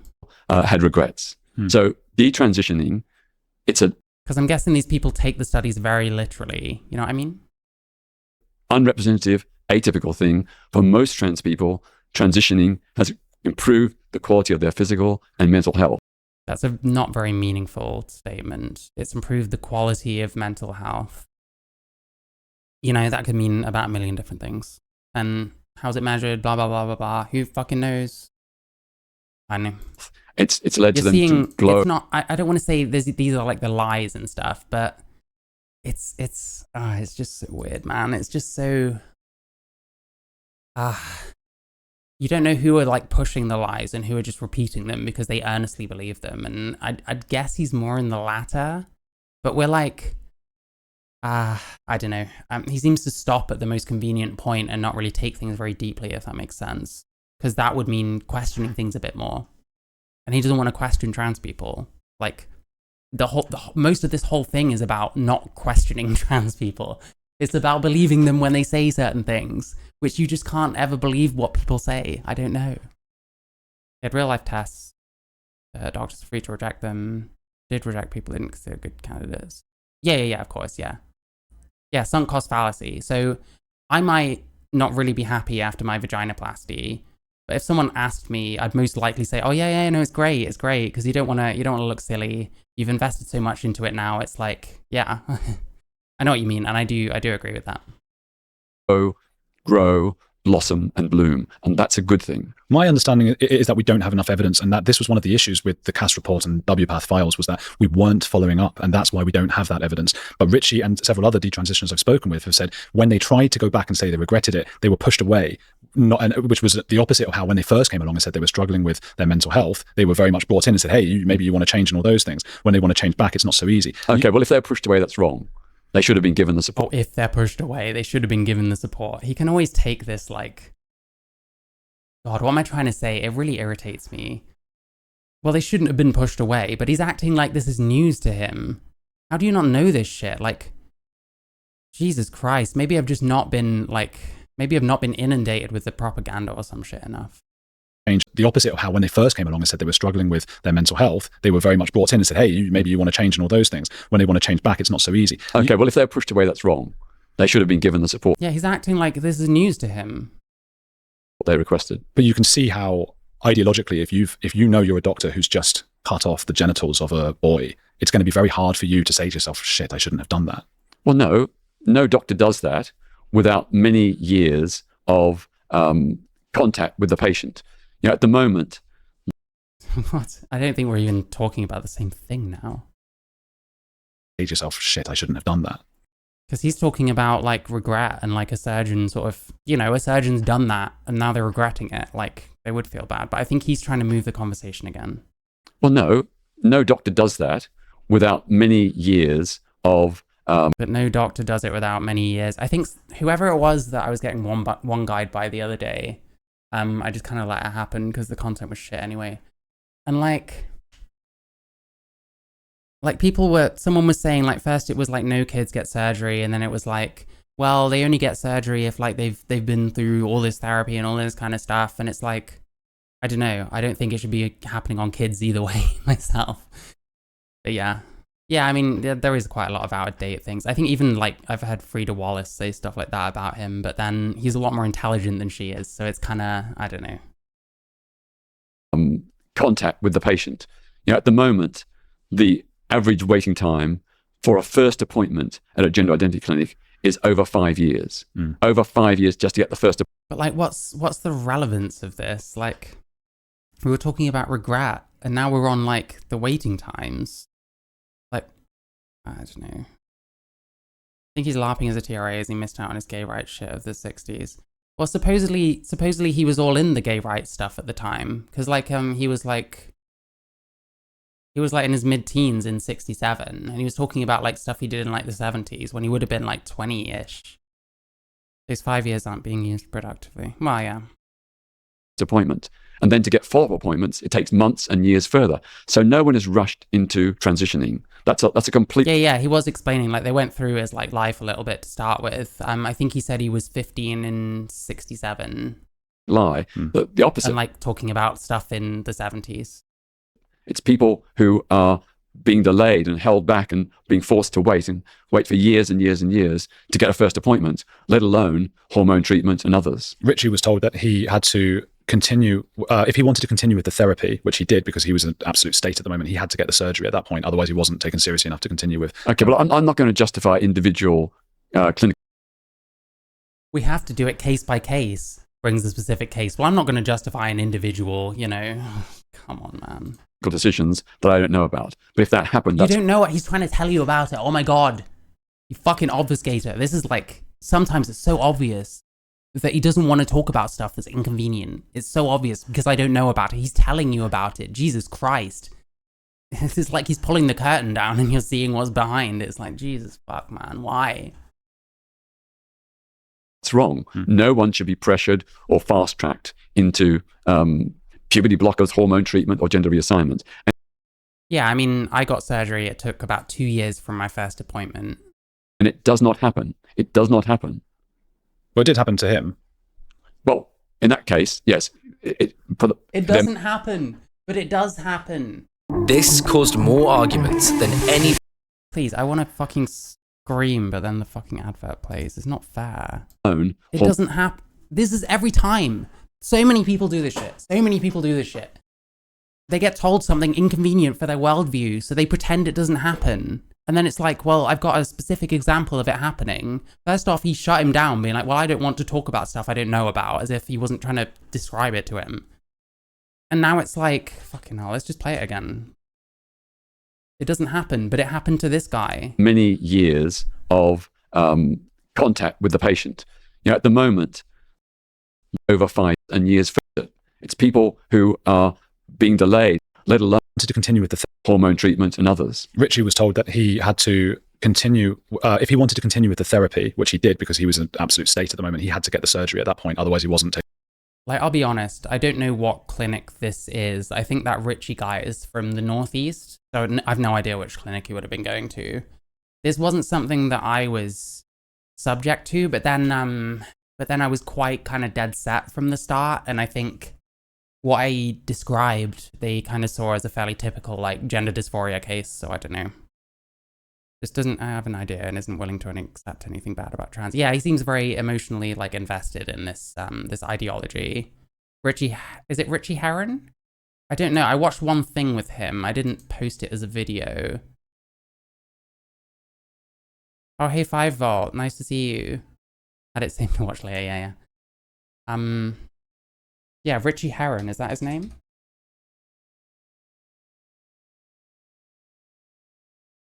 Yeah, there we go. Yeah, so we talked to Richie Herron. I think I watched this actually. Not this video, but like cuts of it. I'm like, yeah, he's spoken to Blair White. Here's the thing.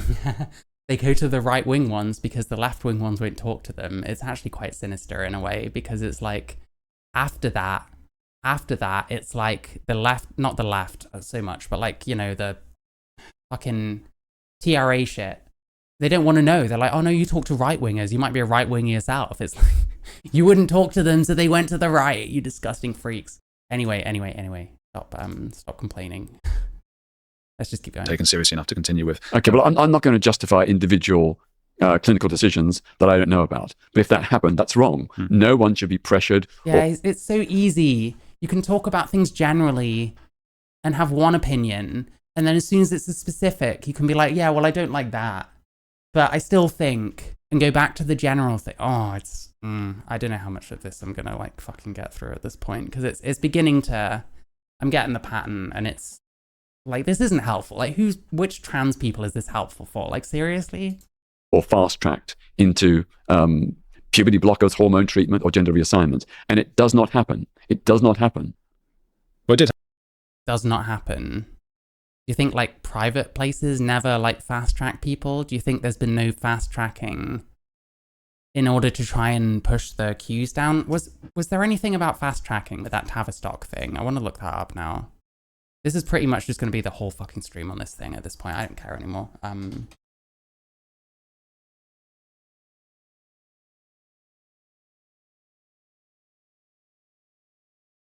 Yeah, so Medscape, 1,000 families to skew. I remember this. Alleged that their children were rushed through it. I mean, there's allegations that people have been rushed through. He's just said, let's get it again. Let's get it again. So easy. We can debunk anything we want. No one should be pressured or fast-tracked into puberty blockers, hormone treatment, or gender reassignment. And it does not happen. It does not happen. Does not happen. What's this saying though? Oh, that's okay. I'm trying to be nice to your friend Peter Tatchell, but I'm getting quite frustrated with him if I'm honest. Yeah, so this... Listen, I don't know what Medscape UK is. There was definitely a lawsuit. This is 2022. I remember this. I remember seeing about this. Are you trying to find how many people were given? No, I'm trying to see whether people were like fast-tracked, whether they're like kind of fast-track people through like transition, especially in order to like get the queues down, because that's why I imagine they do it, because the queues are terrible. I know that. But yeah, recklessly prescribed puberty blockers with harmful side effects. Recklessly, yeah, exactly. Like, so there's an element of, yeah, people probably were fast-tracked. Like some of these parents are feeling that way. Many didn't even see a doctor. Jesus. Well, there we go. So let's just get what Peter Tatchell said again, because I think you were not here. But if that happened, that's wrong. No one should be pressured or fast-tracked into puberty blockers, hormone treatment, or gender reassignment. And it does not happen. It does not happen. Well, it did happen to him. Well, in that case, yes. Well, then it's wrong. Is that what he's going to say? He always does this. Oh my God, it's like really, really getting to me. There may be a small number of people who experience what you've described. Oh, well, there might be a small number of people. Oh, pull the other one. Jesus. Fuck. Just does not happen. Yeah. That's his thing. And I don't know how influential Peter Tatchell is, and I don't know what influence he's taken from others to like talk about these things in this way. But I've had so many friends, like people I knew in real life, people I've known from fucking the same city that I live in, that it's like, you mention things you have a problem with. Like for me, a lot of the time, it was the way that the trans community treats people like me who don't agree with everyone. And it's like, fuck, what was I saying? Like, it doesn't happen. Oh, that's I can't say that maybe. Yeah, so like you'll complain about something that is bad within like trans circles, and they'll be like, "Well, I don't know what you're talking about. I don't think that happens." And it's like, "Oh my god!" And then you tell them that it does, and it's like, "Oh, okay, well, I guess that's bad." And then nothing changes. So like, what's the fucking problem? Do you know what I mean? Like, you want things to say exactly the same when people are telling you that there's problems. It's bizarre. I don't understand it. And I felt like that around so many of my friends for like years. You know what I mean? Like, it fucks my mental health. It's not a good way to live. Be a small number of people who experience what you. Listen, I try as hard as I can. I'm not trying to make personal statements too much about Peter. I probably have made the odd one because I don't know whether this is more like propaganda brain or whether he's a bit thick in some way. I don't know, you know, and I'll never know for sure because I probably will never meet him or anything. But like, yeah, it's a bit ridiculous. He's tried to be critical of trans occasionally. I think he realized it's futile, so he became this. Jesus. So it's like a grift, I'm guessing, maybe. I don't know. Gotta keep relevant somehow, and he's a civil rights activist, so he hasn't been relevant in the true sense for a long time. You've described. I can't say that neither you and I were present. We don't know the full history. We don't know. Yeah, but that doesn't mean you can't talk about it, and it doesn't mean you can't acknowledge when there's been problems, which he doesn't even really do. He shut down the Richie example, and then it's like, well, if it happens, then, oh, you know, it happens to a small minority. There's always something fucking convenient that you can just drop back to. Not a monetary grifter, yes. I wouldn't be surprised if he gets money somehow for doing this kind of stuff. Or gets money for doing this adjacent kind of stuff, you know. Processes which you went through. But I feel for him. I'm sorry for him. Oh, you feel for him, do you? But you want things to say exactly the same. You want things to be the same that they've always been. You don't want more restrictions to stop as many people experiencing that. But you feel for him. Like, fuck off. I hate this kind of... I would hit the roof having someone sat opposite me saying this kind of shit. Like, it would start to, like... The bolts would start to come loose. You know what I mean? There'd be, like, steam coming out. I hate this kind of thing. This is what I feel like is just, like, fake empathy. I don't think he cares about these people at all. They're very inconvenient for him. So he pretends they don't exist as best he can, and then falls back on, well, you know, I feel sorry for him, but he's part of the minority. And it's like, okay, they're part of the minority. It's still bad, though. Like, can we not talk about the kind of procedures that are enabling these kind of people to turn out the way they do when we could have probably helped them a different way? You know what I mean? But no, it's like, that's conversion therapy, or that's... I don't know, denying someone's truth even though it wasn't his truth because he detransitioned. I don't know. That is not typically the way in which gender identity clinics operate. They take a very careful, cautious approach. Like, Jesus Christ, who made him the fucking marketing department for them? I'm not sure that's very true anymore, but okay. What do you say to those who would say that the T is irrelevant to LGB because LGB is about your sexual attraction, whereas T is not? Well, both LGBT people and trans people are gender nonconformists. We don't follow the traditional expectations assigned to our gender. So we're, in different ways, gender nonconformists. We both experience prejudice, discrimination, and hate crime. Like, we're getting extremely soy and, like, victim mentality kind of shit, but I guess I agree with him. Like, we're all deviants of some kind. You know, it is what it is. And that gives us a common interest in working together because we're challenging the trend, the pressure, the history, the traditions of gender conformity. We're gender nonconformists. Gay men, for example, we don't... Oh my God. Yeah, I mean, I don't know. I see his point. I mean, it's a loose kind of grouping anyway. Gender nonconformity seems to be the requirement to be part of the LGBT. Yeah, maybe that's where, like, queer has come from, because you've got straight gender nonconformists, which I guess is what I was before I transitioned, so hey. Act according to the way in which men are traditionally supposed to act, and that is to have sex with women. Because this is the thing, this is the other thing. These kind of gender roles we're talking about, they're not anywhere near as, like, strong and, like, upheld as they used to be. Like, there's not as many, like, female housewife, trad wife types compared to, I don't know, 100 years ago, whatever. So it does feel like we've got less and less of a complaint in that way as well. And Nazis, gender nonconformists. Hey, if they're a Nazi feminist, femboy, catboy shit, whatever Nick Fuentes is into, then I guess so. and to act in certain other ways. You know, I don't want to get into stereotypes, but I think on the whole, gay and bisexual men tend to be more in touch with their emotions, less macho. There are obviously exceptions, but that is a different way of being a man compared to straight men. So, well, yeah, but then is a gay man that's straight acting, straight passing, whatever you want to say, is that not a different kind of man? I don't know. What am I supposed to fucking think about half this shit? Pushing surgery for pushing gender non-conforming surgery. I don't know. We are gender non-conformists in a similar but different way to trans people. See, I suppose what I find difficult about that, and that doesn't mean that I'm right, but I think why I oppose it is because I really do like this idea of, okay, let's acknowledge we obviously have physical differences, men and women, but I really like the idea that I feel like quite a feminine man in terms of the classical stereotypes, very in touch with my emotions. I'm quite soft and all these things, and I really like that about myself, and that it doesn't have to be. Why is there so many adverts? Wherever it is, it's childhood. UNICEF. The C stands for children.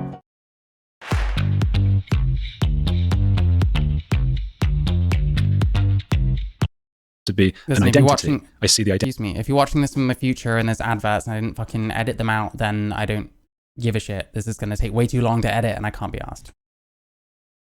Soft and all these things, and I really like that about myself, and that it doesn't have to be an identity. I see the identity sometimes, not in all cases, being a way of getting attention or I feel what he's saying. Or replacing a personality with identity, and it feels like a step back. It feels like what, you know. So I think a lot of gay people might feel like, hey, I'm every bit a man. I'm no less a man. I do adhere to my gender's norms. I just want to have sex with guys and marry potentially guys. I don't want all the rest of this baggage. Well, that's fine as well. You know, I'm not disputing any of that. If you're happy the way you are, expressing yourself the way you do, that's great. That's what the gay liberation movement fought for, 50, 60 years ago. It was about. Yeah, and we're just not about that anymore. And he's fine with it because he's a status quo man. The right of people to be who they truly are, to live their. Be who they truly are. That is a meaningless statement. I don't know. I've said it enough times. People don't always know themselves. Do I need to repeat myself over and over? Lives and be accepted as equal and full citizens. And within that framework, there's a range for a multiplicity of different, identities, different ways of being a man or being a woman. I'm curious, when you see people like me, do you see it the same way as one, or you may have seen decades ago and still today, homophobes? Do you see that as I'm somebody who has a bigotry inside me? I'm just curious about that. What is your feeling of people like me and maybe an Andrew Doyle or someone like that? What do you mean? Because I reject the idea that of gender identity entirely. Oh yeah, that's your right. That's your freedom. I defend your right. See, Peter Tatchell says that. That's your right. That's your freedom. There's someone in Germany who got fucking done for misgendering a trans woman whose hair started about fucking here, I think, which is insane. It should be people's right. It should be his right to tell me to my face that he thinks I'm a man personally, and I don't care. People can say that to me. But it's not people's right, it seems. And the way, if you just have conversations with random people don't treat it as if you have a right to your opinion. They treat it as if they're right and you're wrong, and you're a terrible person for believing what you believe. Right to hold those views. But if I reject it, I'm just curious about this. It doesn't say anything about anything really. I just want to know if I didn't want gay people to be able to get off with one another, or if I didn't like it or whatever, I think you'd be within your rights to say, okay, that's your right to have those beliefs, but you're a homophobe. Yeah. Yeah. Do you consider me a transphobe based on what you know so far? I try and avoid emotional, inflammatory language like. This is why polite people aren't actually polite. They just chat shit to sound all nice and cute. Yeah, totally. Listen, what I find when I meet trans people most of the time is we're absolutely cool and absolutely fine if we're not talking about anything contentious. And for me, normally it's been music. I've had jam sessions and shit with other trans people and shit like that. We're just talking about music. We're not going to fall out over that shit. But I feel like if I talk about my opinions on other stuff, I'm one disagreement away with some of these people from it being a shit fit and them not being my friend anymore. And it's Jesus Christ, I can't have those kind of relationships with people, especially when I was ignoring all kinds of stuff that my friends would say, my trans friends. I was ignoring all kinds of goofy shit that they'd say that I'm I don't agree with that at all. But it's I say one thing and it's the crime of the century. It's fucking bizarre. I don't know. I don't think Peter Tatchell is gonna, I don't know if he's even aware of these kind of problems. I don't think he's gonna speak to them, but hey, who knows? like TERF or transphobe. Interesting. That's not helpful. We need to de-escalate. You may be, I might perhaps call you a trans critic. And I said, I disagree with you. Well, I think, isn't that why a label like gender critical exists? So that someone with his kind of views, there's like a word for it. And it's not like demonizing them. I guess that's kind of it. You're entitled to your point of view, and I'll defend your right to hold that view. I just think we need to get away from this culture war, which is not doing women's rights. Like he says about the culture war, but is he not part of it? Like, are all these TRAs not fucking part of it? That's why I should do what the older transsexuals did and join the woman community, not the trans community. I mean, me joining the trans community now is like, that's not going to fucking happen. Like, fuck that shit. Like, I mean, I'm doing my own community. I have a Discord, which you should join, by the way. It's linked. Discord. We talk about gender shit, free speech, people not being offended and instead having actual conversations about what they think and all that shit. Fuck that, make your own community as a one-man band. Yeah, that's pretty much what I've done and what I hope to continue doing, Or trans rights any good. If this was a right-wing plot, a conspiracy by the far right to destabilize... The thing is, any like women's movement, I'd feel like an interloper because I know I'm male, Undermine the progressive movement. Oh, they've succeeded. They've succeeded. It is shocking and appalling that we are fighting each other. I know women's rights. I just think we need to get away from this culture war, which is not doing women's rights or trans rights any good. If this was a right-wing plot, a conspiracy by the far right to destabilize and undermine the progressive movement, oh, they've succeeded. They've succeeded. Listen, I am very open to the idea that some of these crazy fucking TRAs are actually fucking psyops. No doubt about that. Jesus Christ. It is shocking.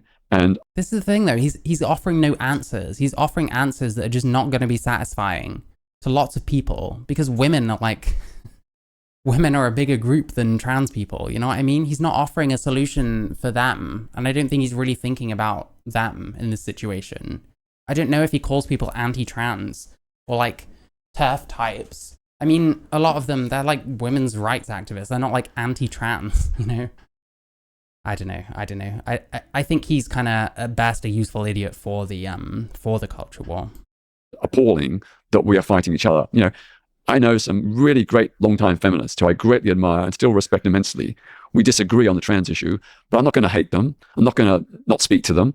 I'm not going to... Oh, the Tim Pool stuff. I saw a bit of that. I don't really cover rightoids much, honestly. I don't know. There's so many trans people that like slag off rightoids all day. It's just kind of boring. But yeah, I saw the Tim Pool shit. And like, yeah, I mean, I guess people theorize that stuff like TikTok, it pushes certain kinds of content, like gay content, because they want the West to be weak. It's perfectly possible. I'm not saying that definitely happens, but I can see where it could come from, Denounce them and, bully them or abuse them.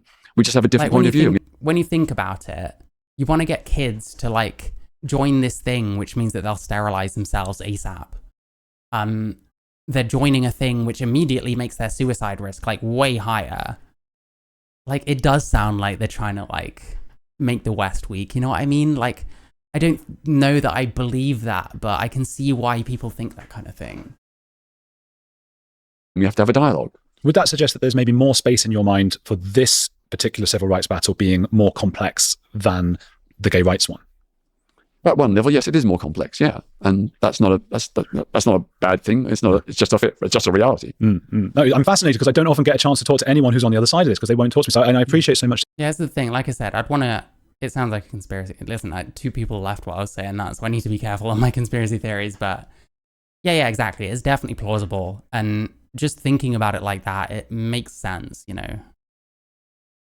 Also means the most intelligent people in society are spending the time arguing about sex. Yeah, fair enough. I mean, I don't call myself one of the most intelligent people in society, but I'm doing the same thing. But then, I don't know, this shit drove me crazy, so. You do come on and talk about this. I've been enlightened already just as to... Here's the thing. I'd definitely want to talk to Andrew Gold, but we'd just agree on most stuff. It's kind of... It would be really boring, I think. I think mostly I'd just be trying to sort of TS pill him a little bit. Like, some of us are all right, let's forge a bit of a difference between transsexuals and like non-binaries, queers, transgenders. I don't fucking know. Where is that now? Where is Occupy Wall Street even? Like, didn't Occupy Wall Street like evolve into some of this kind of shit? There was like freak trans like Maoists and shit showing up to like Occupy Wall Street and Occupy whatever the fuck they were doing in Portland, because of course it's in Portland. Because that's what we have to do. Can you see my point of view? Do you see? Oh, absolutely, yeah. I totally get, I totally agree. Women's safety is really important. Women's equal rights are really important. Unfair advantage is a really bad thing. I get all that. But I just want a more nuanced approach. He just wants a more nuanced approach. It's like he never takes anything head on. What's not nuanced about what he's saying? Where's the nuance missing? He doesn't hit things head on. It's really irritating. Occupy was cool. Listen, I don't fucking know. I'm not one of those kind of people, so than blanket bans and exclusions. I suppose where we've disagreed here is, I think we both said there needs to be more research, but I'm saying that research has to happen before the policies are implemented. They've already been implemented, such as in Australia. Yeah, see, I agree with him more on that. Because it's an extraordinary claim, isn't it? That a man is actually a woman and can be in a woman's space, an app that is made just for women. I mean, I don't want to labour that point, but do you know what I mean? Did you think that maybe Roxy Tickle, particularly Roxy Tickle, well, maybe they think that they're like radicalizing more people to like far left positions, but it's really just whatever the fuck the trans version of far left is. I don't know. Which they're not a threat to anything, and like maybe that's partly why I tend to not have a favorable view of like far left, because a lot of them just seem completely useless, and they're like what am I trying to say? Like they're pushing for stuff that nobody wants. There's no like political will for like socialism and stuff. We haven't done a good job pushing it. We haven't done a good job like convincing people. Well, yeah, because like you're saying, because it's like skin deep, it's nothing. So yeah. Who seems to have a porn star name, which doesn't do much. I mean, it must be very frustrating for a lot of trans people who just want to live a life. And then you've got this person coming out as a porn star name, which again is going to raise suspicions of autogynephilia, the idea that a man is actually it's a bit of a fetish. By the way, I think people should be able to have fetishes and kinks and things, but not to get into women's spaces, if you get what I'm saying. But the tickle issue is untypical. That's not typical of a trans. Because it's untypical, is that why we can't talk about it? Is that just going to be is that just his thing? Like, well, there's not very many of them. That doesn't mean you shouldn't talk about that kind of stuff. Trans person. All the trans women I know, all the trans men I know, fit in perfectly with, respectively, female company and male company. I don't disagree, but I can't trust that kind of thing. I don't know what a good answer would be if someone says that to me and I'm like, well, I don't trust that. But like, I don't know. I really don't know about this. We set laws for the fringes. The reason that we don't let men into women's toilets is because a very tiny minority of men do violate that. Trans people aren't typical. By his logic, we should just ignore. That was a Matt Walsh point, I think. I think Jammy Dodger said something similar in that video that I did that got like 3K views. I got all the fucking soys downvoting it and not even watching. And like, yeah, he was like, well, trans people are a very small part of the population. Like, should I can't remember what he said exactly, but yeah, I get you. Space. And that doesn't mean that you and I should be accused of it. We're quite mild-mannered people. Yeah, but this whole fuss about trans women in women's toilets, it's a mountain out of a molehill. The number of incidents where trans people have done bad things in women's toilets are tiny, almost infinitesimal. But what do you... Is incidents the only thing to worry about, though?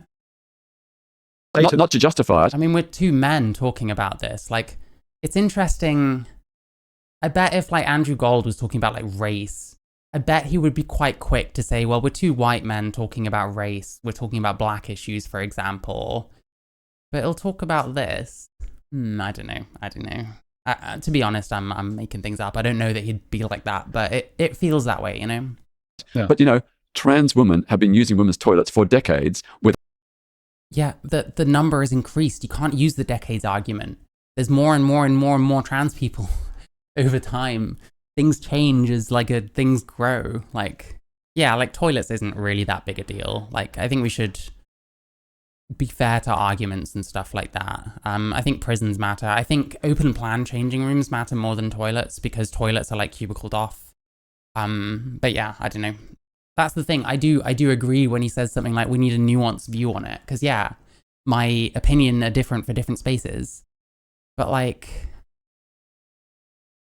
I don't know. without a problem. The idea that banning trans women is going to protect women is nonsense. A male rapist isn't going to go out and put on a dress and a wig in order to get into a woman's toilet. He's going to just buy. Well, yeah, but a trans rapist probably would. I think that's more the issue. But yeah, I mean, at the same time, like, toilets is kind of a non-starter. Toilets being gendered, I think, is fine. And when I say that, I mean, someone looks like a woman, you see them and you think woman, then they're fine to go in the women's, as long as they're controlling themselves. If in fact they do have a penis, they're only getting it out when in the cubicle and using it, on the toilet. You will to get in a... Yeah, well, let's see if they go on to prisons as well. Barge in there and do his evil deeds. Was in some cases, but there was also Leah Thomas as an example, who's now being accused of deliberately brushing past people with his penis in the women's toilets. Oh my God, really? Oh, nasty. Hang on, I've not heard this before. Hang on.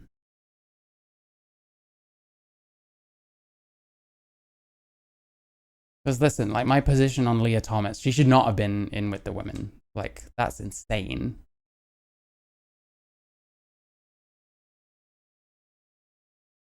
Oh, it was about changing rooms more, maybe. Exposed male genitalia in the locker room.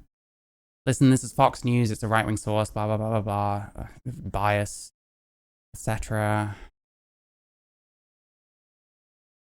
Oh, Riley Gaines said it. I mean, I can see why Riley Gaines would make something like that up, but I shouldn't just assume that she's making it up. So, and then I don't know who's been,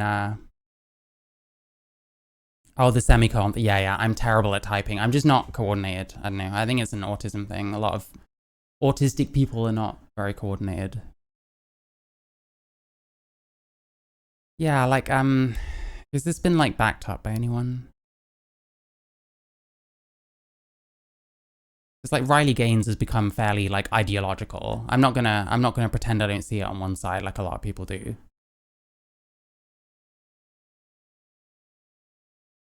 And she's had, like, loads to say about, like, Leah Thomas, so... It's that Bannon. That can't be Bannon, surely not. Toilets do matter for women. Yeah, listen. A lot of us are males here, let's be honest. And like I said, these two people are males talking about female toilets. I can't see if anyone else has, like, backed this up. Because I do understand that Riley Gaines is, like... She's quite ideological, GB News, former teammates. We've got a plural in teammates, which suggests that more than one of them. Females who complained were told to get re-educated. I mean, it's very, very plausible. She's even got the septum piercing. I'm so glad I got rid of mine. Former teammates. Which ones that aren't Riley Gaines, though? Paula Scanlon, that's a different one. Hey, listen, more than one person has made this accusation. Forced to undress, yeah, like, Jesus Christ. See, this kind of thing is fucked to me, like, crazy. And they stop using the fucking women's, like, Jesus Christ.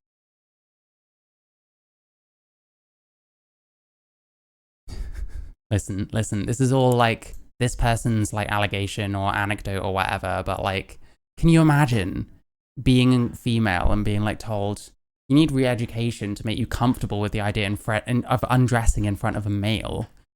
Jesus Christ, I'm comfortable undressing in front of one person, and that's my partner, you know what I mean? I didn't know that I need re-education because of that. Jesus. Please go away. Thank you. Okay, so this isn't nothing. I don't know what actually happened, to be fair. Why is it this? Oh my fucking God, I've lost the video. Excuse me for a second. We will get back. I'm pretty much, like, this other content I'm not going to get to, and that's fine. This is just what happens. There we go.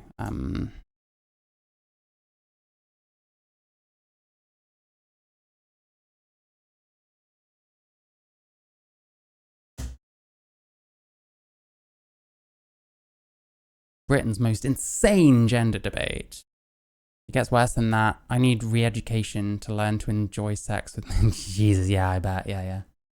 And that's the actual conversion therapy. Yeah, so I was gonna watch Book, control, save on all things. There's a guy that I watched yesterday. I was gonna watch him talk about Ava Chris Tyson, because I'm like, if he gets this right, maybe I'll be a bit nicer, because the first video I watched was like insufferable. It's on my channel now, I think. I posted it today because my schedules are fucked up. Oh yeah, see you later, Sam. Thanks for coming along. You know, I'll be around, so yeah. Some of the people he was swimming with, the women he was swimming with, are now making that accusation. So there were all Well, if it's true, it's wrong. If it's true, it's wrong. But it was allowed to happen. If it's true, it's wrong. But he's not gonna entertain the idea, and that's all he's ever gonna say. And he's not gonna say, well, maybe we should think about this or that or the other. He doesn't care about solutions for stuff like this. Yeah, well, it shouldn't have been allowed to happen. So let's walk back the policies. No. Leah Thomas shouldn't have been allowed to fucking compete with the women's. It was like 1 year of HRT you have to be on. This fucking 6'4", whatever height they are. Like, the advantage is like practically, what am I trying to say? The advantage is practically undeniable. Like, you only have to be on hormones for like 1 year. It's mad. She shouldn't have been anywhere near any of this shit, frankly. No, let's make sure that people in those situations deport themselves with appropriate respect for women. Like, what does that mean? What solutions does he have for any of this shit? He's just like, oh yeah, I agree it's wrong, and then continues advocating for the status quo of how things are at the moment with like trans and like gay communities and shit. I hate that. That's almost worse than being like stupid. You know what I mean? Like, that's worse to me in a way. But then we live in the real world. That's not going to happen. Well, those women athletes are going to face men doing bad things every day of their lives. Absolutely. Potentially. Absolutely. Is that a justification? Well, they're gonna experience bad things anyway. Is that what he's trying to say? Let's get the rest. I'm not trying to clip chimp him. That's why they're not allowed in the changing rooms. Banning trans women isn't going to reduce that wider risk. Well, it would have in that case, because they wouldn't have been having to undress in front of a male. Oh my god. This like obfuscator shit is like, it's more maddening than just being a retard or just being like clearly bigoted against like straight people or cis people or whatever. This is worse to me because it's slimy. And again, the vast majority of trans women athletes. I'm not even female, and it's like, sometimes I hear these things that these guys say and I'm just like, Jesus fucking Christ, you can't have just heard yourself say that, you know? And again, the vast majority of trans women athletes deport themselves with utmost respect towards women, and they should not. What does that mean? Be penalized because of the bad behavior of others. Well, it was getting a bit penal in that fucking changing room, apparently. Jesus Christ. Like, I don't know. He's an obfuscator. He wants to go back to the status quo every time. Go back to the, well, we still need to look after these people. We still need to protect these people. Well, we shouldn't generalize these people because of the increasingly mounting amounts of, like, examples that you're being provided with. Like, it's bizarre, man. He doesn't want to change anything. So to me, when he says, well, that's wrong, I don't agree with that, that means nothing. You might as well agree with it. You might as well be fine with it. That's how I feel about him, to be honest. You know, we do not demonize and demand restrictions on all Muslim people because a tiny minority of unrepresentative Muslims are terrorists. You don't live in this country then, I guess. Jesus Christ. We love doing that. That is not representative of the Muslim community. Listen, I'm not getting involved in any of the Muslim kind of stuff. Like, I'm not interested. Someone else can start their stream and talk about that shit, because I don't want to. And most of us would say absolutely no way should the wider Muslim community be penalized because of the bad behavior of a tiny few. No. Now, that's what he keeps coming back to, but like, what have we done then? We've just said, well, that's bad, but, and then, Jesus, I've completely figured him out at this point. I don't even know how much I need to watch. It's just, you know, weak, ineffectual sort of admission of the thing that he's just said, but then going back to the point of, well, we shouldn't generalize, we shouldn't demonize based on a small handful of fucking whatever. Yeah, I mean, this is easy. I wish I could just like pick a position argue like that and then get fucking paid whatever for it. Like, that'd be like the easiest life in the world. So if you take that view, why not apply the same principles to the trans community? Well, with your first example, I think you could then say, okay, perhaps there are issues. Because the deeper issue with like the Leah Thomas thing is she shouldn't be there in the first place. They shouldn't be competing with the women's. You're talking about trans athletes. They're still in the wrong place. There's still someone with an undeniable advantage. And they're still a male, whether they're, whether they're trans or not.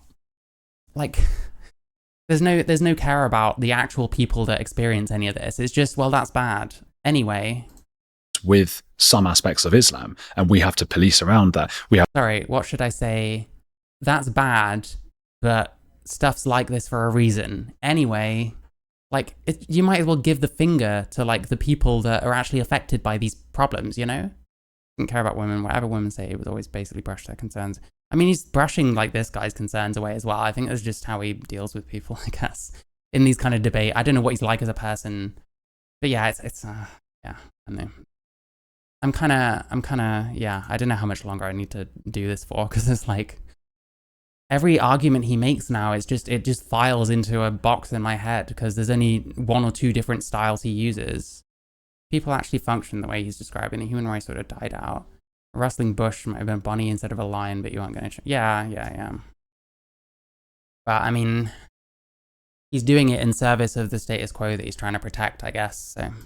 I've had many... Have we liked the stream? Yeah, I think people should like the stream, because this is killing me. Grooming gang incidents. Of course, a lot of white people do horrible things as well. Christians, Jews, whatever.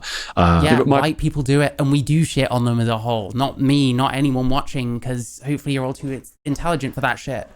But, like, queers and shit like that love to do that. We love a bit of fucking generalizing based on one person. It's about demonizing the whole Muslim population, saying that the whole Muslim population should be placed. Like, demonizing the whole Muslim population. Imagine we were trying to say that Muslims shouldn't be in the Olympics. What reason would we have for doing that, especially when Muslim countries aren't really winning that much? Apart from Algeria and boxing, I guess. Like, there's reasons why trans people probably shouldn't be in, like, women's sports. You know what I mean? It doesn't matter that the concerns aren't being currently articulated by a woman. It's the same thing. Well, yeah, I guess, because it's a women's rights issue. Like, it's a women's rights issue on one end and a trans rights issue on the other, Placed under special restrictions. Like, the trans rights side has, kind of has a certain status quo. Like, they've made a certain amount of progress, and now they want to hold on to it, I guess. And that's what he's here for. He's just, give a penny or two out, but then bring the rest back, metaphorically speaking. Because a tiny minority are terrorists. That is not representative of the bulk of the Muslim population. They are not terrorists. Like, why is he harping on so much about, like, generalizing? That's like, has Andrew actually generalized anyone? I mean, yeah, the kind of restrictions they want on certain trans people, like, there's reasons for that, and we should be talking about it, not just going straight back to that point every time. And they should not be penalised. Of course they're not. Yeah. But a large percentage of grooming gang incidents do involve British Pakistanis, right? And because police wanted to be progressive, they look... Trans women are ultimately in danger if any old self-IDing weirdo is allowed in female spaces. Potentially. I mean, hey, I've been in a toilet before when a man has come in, and like, it weirded me out because it's a break of, like, social contract or whatever. Because to me, if someone's doing something unusual, like being male and going into the female toilets, it's like, what else are they going to do? You know what I mean? Like, I don't trust someone like that straight away. Looked the other way, and that led to atrocities. So, the police should not look the other way. Absolutely, I totally agree. But that's not the point I'm making. Yeah, there we go. Well, yeah, they shouldn't have done that, but... The point is, any decent person in Britain would not accept the generalized demonization. He's repeated this how many times? I'm going to have to start skipping through some of this, because, like, it's just getting tedious. Based upon what a tiny minority will applies. You don't demonize or you... See, I do demonize, and maybe it's irresponsible, but people in extreme religions. I do, and maybe demonize isn't the right word, but I'm cautious of them. And I've been. But you don't support them being denied. Well, you might demonize the religion because the religion is bad in your opinion, and then you're wary of the people. I think that'd be a better way of putting it. Equal rights or inclusion. If men are dangerous in toilets and allowed into all toilets, there's no safe toilet. Yeah, I get you. No. You don't want to exclude them from certain spaces, do you? No, that's true. But I don't give them extra rights that others don't have. And I think with the trans case, we're giving men rights that most men don't have, which is to go into the women's toilets. Now, you and I don't want to go into the women's toilets, but some people do, right? And that's an extra right they're being given, whereas you speak of it as we don't take that right away from them. I'm saying we shouldn't be giving them the right in the first place because it's not their right, it's the right of women. That's where I think we're disagreeing. Well, I think it's a bit more than that because... Yeah, because on his side, it's a trans rights issue. On Andrew's side, it's a women's rights issue. And I guess, I don't know, I don't want to speak for like the women's rights side on this, but from the trans rights perspective, they still treat it as if it's a trans rights issue on both sides, if that makes sense. So it's like the pro-trans and the anti-trans. Actually, the anti-trans isn't anti-trans, it's like pro-women or something, but they won't accept that kind of framework. So it's kind of, I don't think we're ever going to make much progress the way we currently deal with these kind of conversations, but I don't know. That's why I'm trying to bring something different. Someone's got to do it and no one else is, I guess. Because what I'm saying is that for 99.999% of trans women, they use... Well, we shouldn't generalize, they use women's toilets responsibly and they don't hurt anybody. The feeling, well, they wish to use... Tiny minority. There'd be uproar. They could get beaten up. If they went into a men's toilet, there'd be uproar. They could get beaten up. What, like if a woman went into the... I don't know. This is melting my brain, man. I wanna try and get as close to 7 o'clock as I can, but like, Jesus Christ, I'm not fucking editing. If people complain about there being adverts in the video version of this, then I'm gonna... I don't know. They can edit for me in that case. Fuck it. They could get more likely to be assaulted and raped. Well, we don't know. The thing is, we don't have any, like, that's kind of baseless in a way. I mean, I'd never felt very safe in like men's toilets, and it got to a point where I couldn't take the attention, you know what I mean? Mr. Whitecoat is so weak, you can be polite and assertive. Yeah, I'm not sure. I think I'm not sure, to be honest. I don't think he has many of these kind of conversations because most people on Peter's side will not talk to someone like this, even though he is like really not, he just has different opinions, We can move past bathrooms, spaces that matter. Maybe, yeah. I don't know, like, does he talk about prisons or anything? Trans men in women's toilet, Jesus Christ, do I need to listen to that? Why are there more trans people now? Okay, let's skip forward a bit, because this is, I need to find the best way to learn math and science. This is kind of dragging on my soul somewhat, and I don't want to do... I don't really like doing two-parters, you know what I mean? But, I don't know. Most people didn't care about this until South ID and nutters of having EGP as a woman.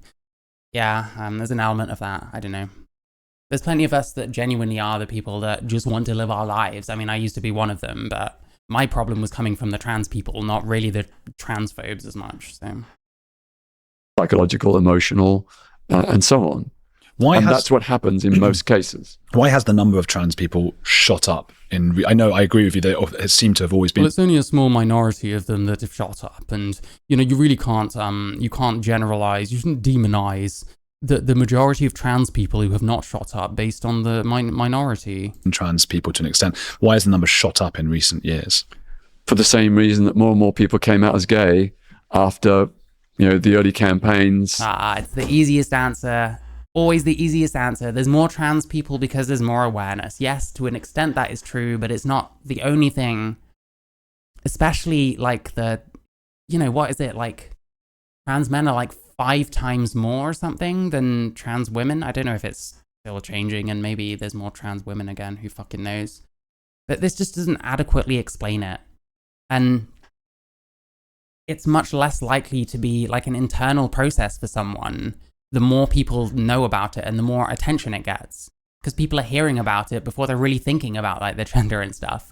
are we finding words to put to our feelings? Or are we finding words and then putting our feelings to them, if that makes sense? To challenge prejudice and discrimination. But it's been legal to be a trans person for years. And yeah, we've existed for decades. I should get a job as a voice.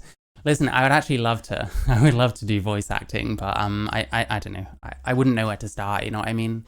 I could make a Fiverr account or something. Because I can do accents and shit. Like, I can do most, like, regional UK accents to at least a certain extent. Like, usually, like, exaggeratory, but yeah, I don't know. This is how I cope with these kind of people. I do impressions of them, I guess. No one was stopping them from getting off with other people or marrying other people. Hang on. The Gender Reassignment Act, or the Gender Recognition Act, was in 2004. Mm-hmm. That's not that long ago. Sure, but what I mean is that... It's decently long ago, 20... Do Welsh. I can kind of do Welsh. Like, I'm not great at Welsh, you know what I mean? Because I don't like the... That was Irish. I can say a bit of things in Welsh, you know, like... Oh, I'll shag a sheep tomorrow. I don't know. Go to Cardiff. That's about it. It's a bit more hard when I'm on the spot, but I can do most of it. I used to work at a letting agent, and it was a national, like, operation. So, like, I'd call all kinds of people from all over the place, and, like, I'd get all kinds of accents, and I don't know. I got quite good at, like, replicating them, I guess. Gay people couldn't come out because they would be arrested, right? They would be and shunned and all of those things. Yeah. Oh, thank you. My accent is weird because my dad is from the Northeast, but he lost his accent before I was born because he got, like, good jobs and stuff and wanted people to understand what the fuck he's saying, you know? And my mum is from, like, East Anglia, but she doesn't have that much of an accent. And East Anglia just sounds a bit like London, so... But there was more support for trans people before the policy started to change. People seem pretty okay with it. And I've spoken, totally anecdotal, but to many, many women who say they used to have trans people in their bathrooms all the time and they didn't really mind. I don't know if it's maybe similar to how I'm good at, like, remembering songs, because it's like once I've heard something a decent amount of times and, like, tried it a few times, they can normally get quite good. It just takes that kind of learning process, you know? You ever tagged me and didn't show up in YouTube feed? Oh, okay, fair. As you say, it's for the most... Is that how they talk? I don't know. I don't know Welsh, to be clear. I'm very English. Most part, not really an issue. It became an issue when policies were being changed and people saw laws being changed around them that took away rights from women. So I just think, as you say, more research needs to be done, but that has to be done first before... But going back to the numbers issue, you know, people used to say in the 1980s, or even before the 1970s, gosh, there's a huge explosion of gay people. Where have they all come from? It's a social contagion. It wasn't true then. I get this. It's the, this is recycled homophobia. I would be willing to bet there probably was some, like, social contagion and some, like, trendiness to, like, being gay and stuff. Or, like, desire to fit in, because I, like, tried being gay to fit in. It didn't work, because if you're doing it for the wrong reasons, it probably fucking won't. But, like, I don't know. I don't like this. This is just recycled homophobia, because we're on a different issue. We're in a different era. There's so many different things. I don't know. It's not true with trans people now, because there's more openness about these issues. It's not true. How do you know it's not true? So when female friendship groups are, like, going one by one, dropping like flies, they're trans in, like, fucking, I don't fucking know. It's like the fucking Tavistock Centre is in town or some shit. Like, and you want to say it's not a social contagion, the way TikTok exists, the way people are, like, the amount of stories I've heard recently on these kind of videos from people that I've watched where they say, oh, I met some trans people for the first time, and then about 6 months later, I started transitioning. How is that not fucking social contagion? Oh, it just happens. Every time someone meets a trans person, suddenly it puts fucking... I don't know.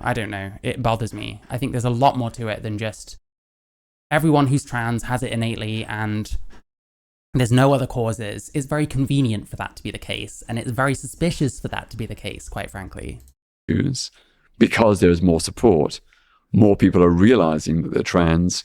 If you're a natal woman, choice don't matter, that's fine. It matters enough to enough women. Yeah, I think the point with the toilets is like you don't know who is going to have a problem with what and who's had what experience. You know what I mean? Lots of gay people will tell you they've dated straight people who are string them along, but not Tatchell because it's like, Jesus, yeah. And are seeking treatment. But there was more support for trans people 10, 15 years Nothing beats a jet to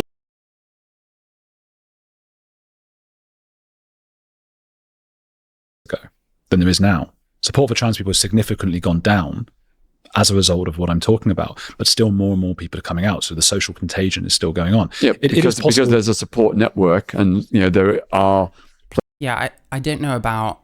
I got to get an ad blocker. See, I don't know. I'm giving people ad revenue.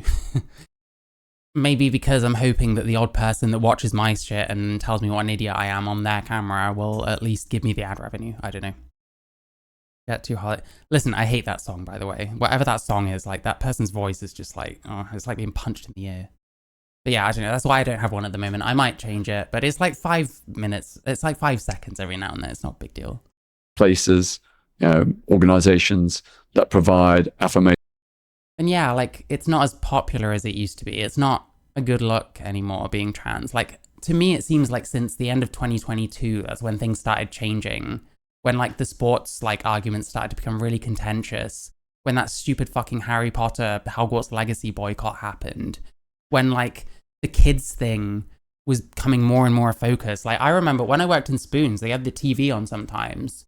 And there was something about, like, trans kids. And, like, I'd overhear, like, people watching saying things like, oh, that trans kid stuff. I'm like, I'm really not into that. And I'm trans and standing on bar, like, right next to them. And I'm just like, Jesus Christ.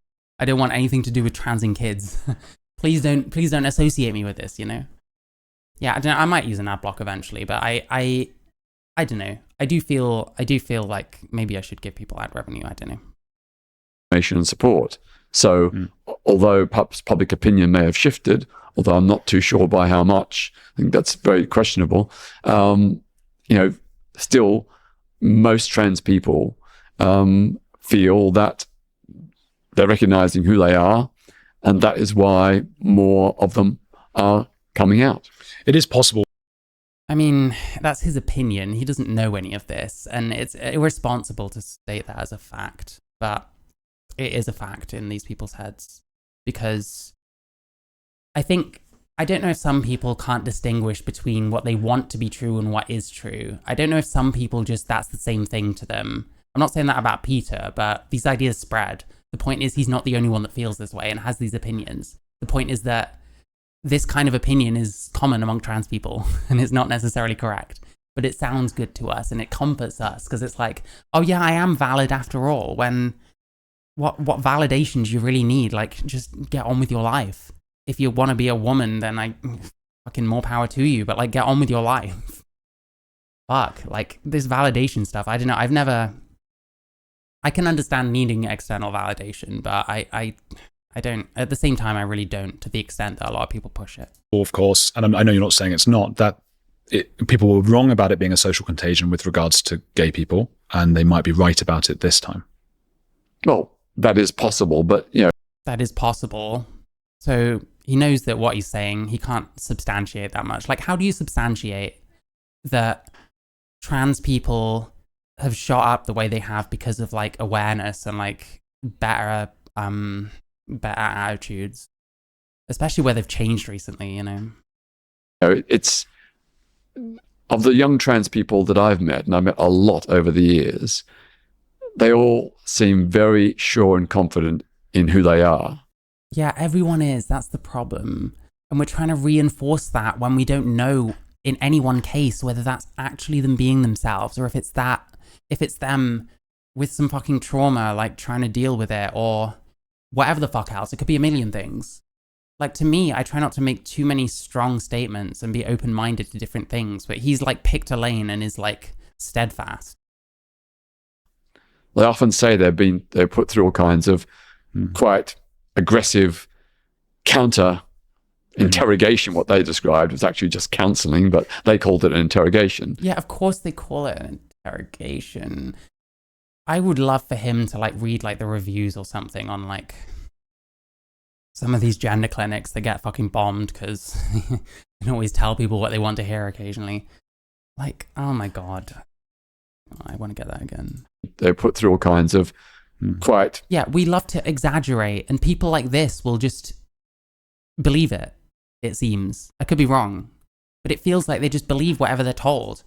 And we exaggerate the fuck out of how bad everything is. And people like this enable it, is what it feels like to me.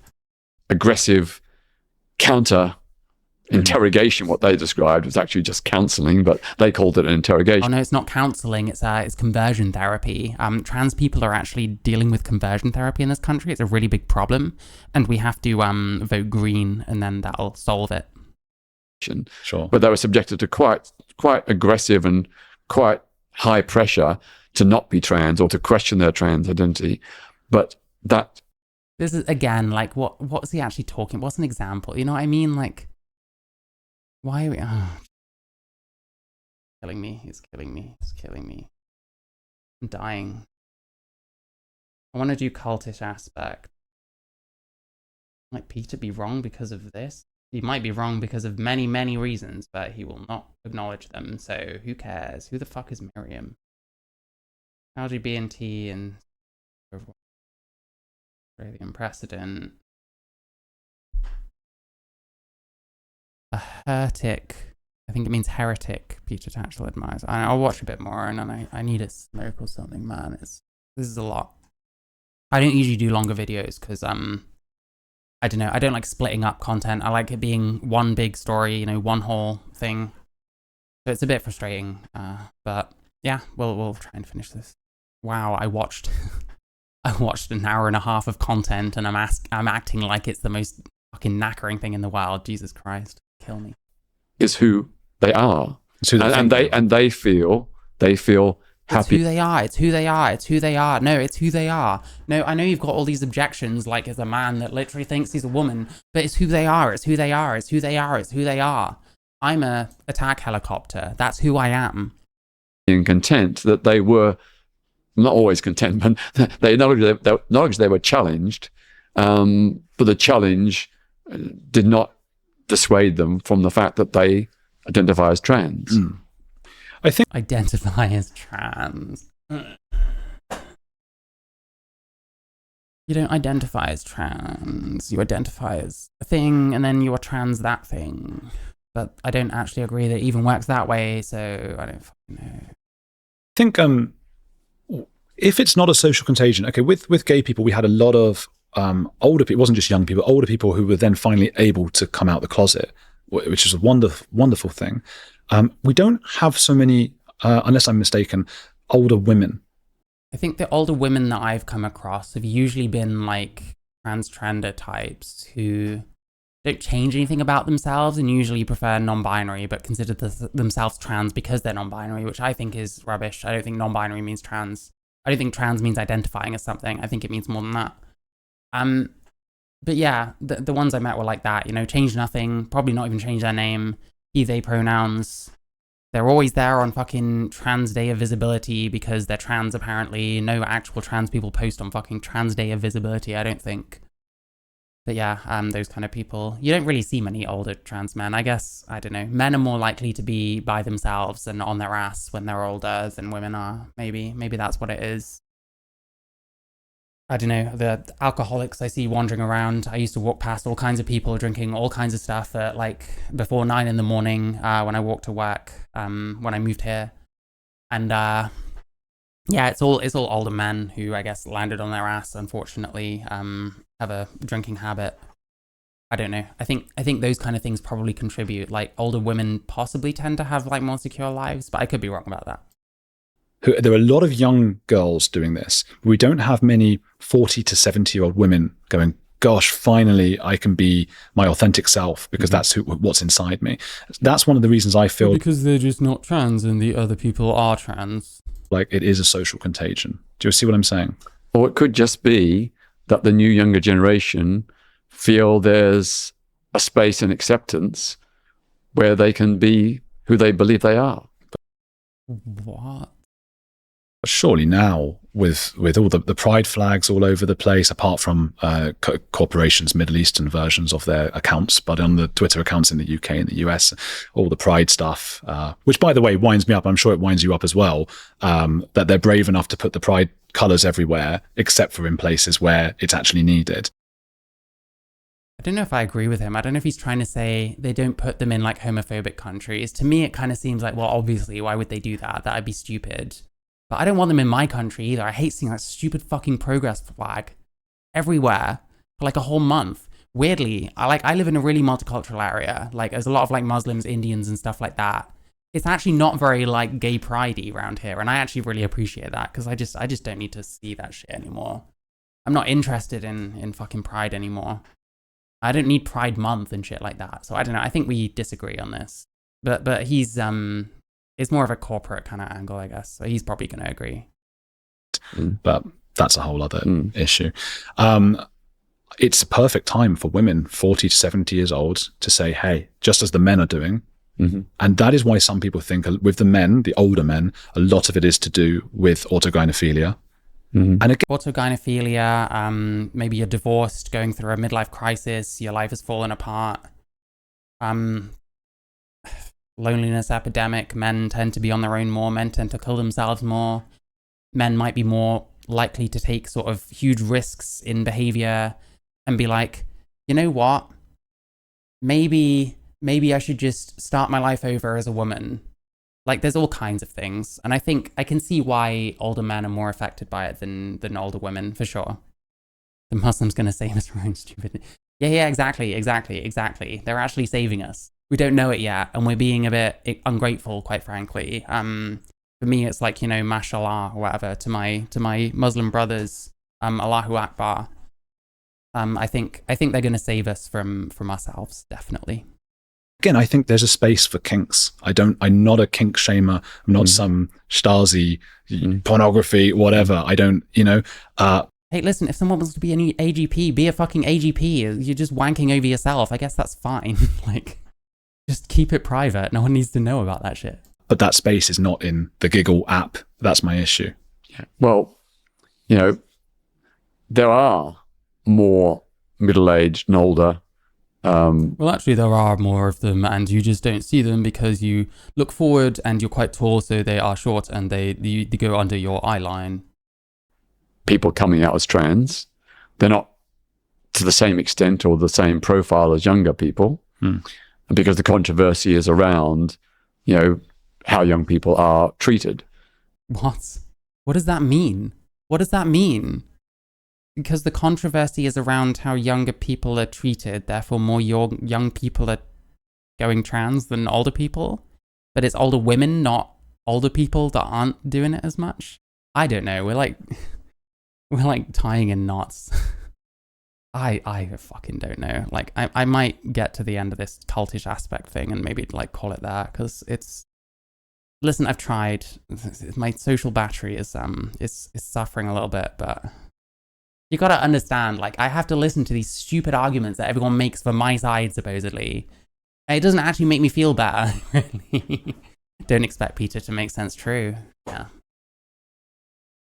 With regard to puberty blockers, hormones, and gender reassignment. So, what does that have to do with less older women? I don't understand. The controversy is around younger people, so young people are more likely to transition? Is that what he's saying? I'm so confused. Need some vitamins, gonna get some dinner. I'm gonna make dinner soon. But it's just that the focus is on younger people, and an understandable concern that young people... That doesn't make any sense. And wouldn't that kind of suggest in favor of the social contagion argument? Because they're hearing more about it and it's more relating to them. You know what I mean? I don't know. People are vulnerable and they need to be protected from pressure or anything that may push them to be trans when they're not. But that is not the way in which the majority of trans people... Oh, here we go. No. Well, you know, it's the majority, you know, not the majority, and there's a cultist aspect, but it's just the minority of trans people. We shouldn't generalize, you know, we shouldn't say, oh, well, yeah, true. I don't know. I mean, I'm so used to this at this point, like... I didn't know if I was going to expect to actually get more answers for this kind of shit by going on the internet and watching this shit, but at least I'm showing how bad it is. Because, like, I feel the same as Andrew Gold in that I want to understand all this shit better, but no one's making any sense about it. And everyone just seems like an obfuscator or treats me like I'm attacking them or taking the piss out of them, which, I mean, I don't know. I can't help how I come across. I'm very blunt. And the way I talk, I don't sound very serious sometimes. I sound like I'm sarcastic when I'm not trying to be and shit like that. I probably sound like I'm having a go at someone when I'm really not. Or I'm just joking, but people don't realize. But it's like, there seems to be a vested interest in it's like a cat covering its own shit. You know what I mean? There's a lot of that going on. And act, those young people, clearly very confident in who they are. Clearly very confident in who they are. What? And very affirmative about their gender identity. And I don't think they could be that. Confident about who they are. I feel like that's not something I describe many trans people as myself that I've come across. But okay, sure. That way, if they were being pushed into it or pressured into it, or if it was... If we're so confident in who we are, why are we all the fucking same? Why are we all fucking polyamorous, fucking anarcho-communist socialist, fucking progressive politics, intersectional feminism, all that other shit? We all have the same humor and it's really dumb. Most of us smoke weed. Like, all that kind of shit. We all have that fucking shark somewhere. Like, why are we all the same? If that's the case. We're also confident in who we are. We're also confident in being the same as everyone else that's like us so we can fucking have somewhere to fit in because most of us were bullied at school, I guess. Jesus Christ. I'm so glad. I'm so glad that I didn't really ever get that impulse, that I need to just be like everyone else. Because fuck me, I don't know, I'm getting like irritated now. Rose, hi Rose, how you doing? I just like the confidence claim of trans folk. It really messed with my doubt, so I wasn't so confident. Yeah, I can relate to that. With some kind of social contagion. I agree with the first two if they were being pushed into it, but if it's a social contagion, I think people can very much get carried away. I mean, we see that in cults, which I think some of the trans aspects are quite cult. Yes. There's lots of cults out there, don't get me wrong. There's lots of thought cults out there, but trans is one of them. And it's like the extreme trans rights advocates, to be clear. It's not trans people. I'm not saying all trans people are in a cult. Every time I say this shit, someone's like, what, do you think all trans people are in a cult? It's like, no, obviously not. I'm fucking trans. Am I calling myself a cultist? No, because I'm saying other shit to the cult. That's the whole point. But yeah, I don't know. I have to explain everything. But we see that in Scientology. We see that in Jehovah's Witnesses. These are not people who go into it miserably. They go in... But why would someone want to join us? How do you know they're not going into it miserably? The joy might be from conforming with other people and doing the same shit other people are doing. There might be very little, like, personal, like, gain from being a Jehovah's Witness or being trans. It might well just be for being part of something, being part of a group that you actually fit into. I'd be willing to bet that loads of trans people got, like, bullied at school. Social contagion. And, like, I know what it's like not fitting in, so I understand the urge to, like, fit in, but I also hate groupthink, and I hate feeling like I'm just a copy-paste of someone else. And, like, I'm one of those people that, like, I need to feel like I'm thinking for myself to a certain extent. And I'm never going to get that by just joining a fucking ideology and having it all picked out for me. But, I don't know. Knowing that trans people suffer disproportionate levels of prejudice, discrimination, and hate crime. That doesn't make... Hate crime, yay. Do you know what hate crime means? Hate crime could mean assault. It could also mean being called sir.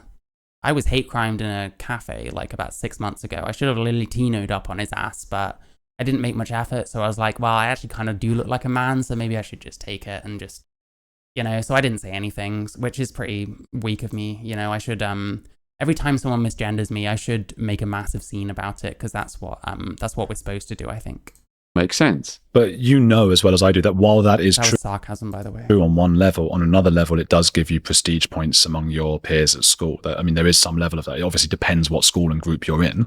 I've never heard any young person say I've got, or imply they've got brownie points or prestige or... They're not going to say that though, are they? Because the point is you're supposed to like think that it's like internal. Kudos because they're trans. But no one's going to say that. Listen, it's... Oh, I'm actually getting pissed off. I'm going to have to stop very soon. But like, Here's the thing. Let me just think this through for a sec. My brain is like not braining anymore.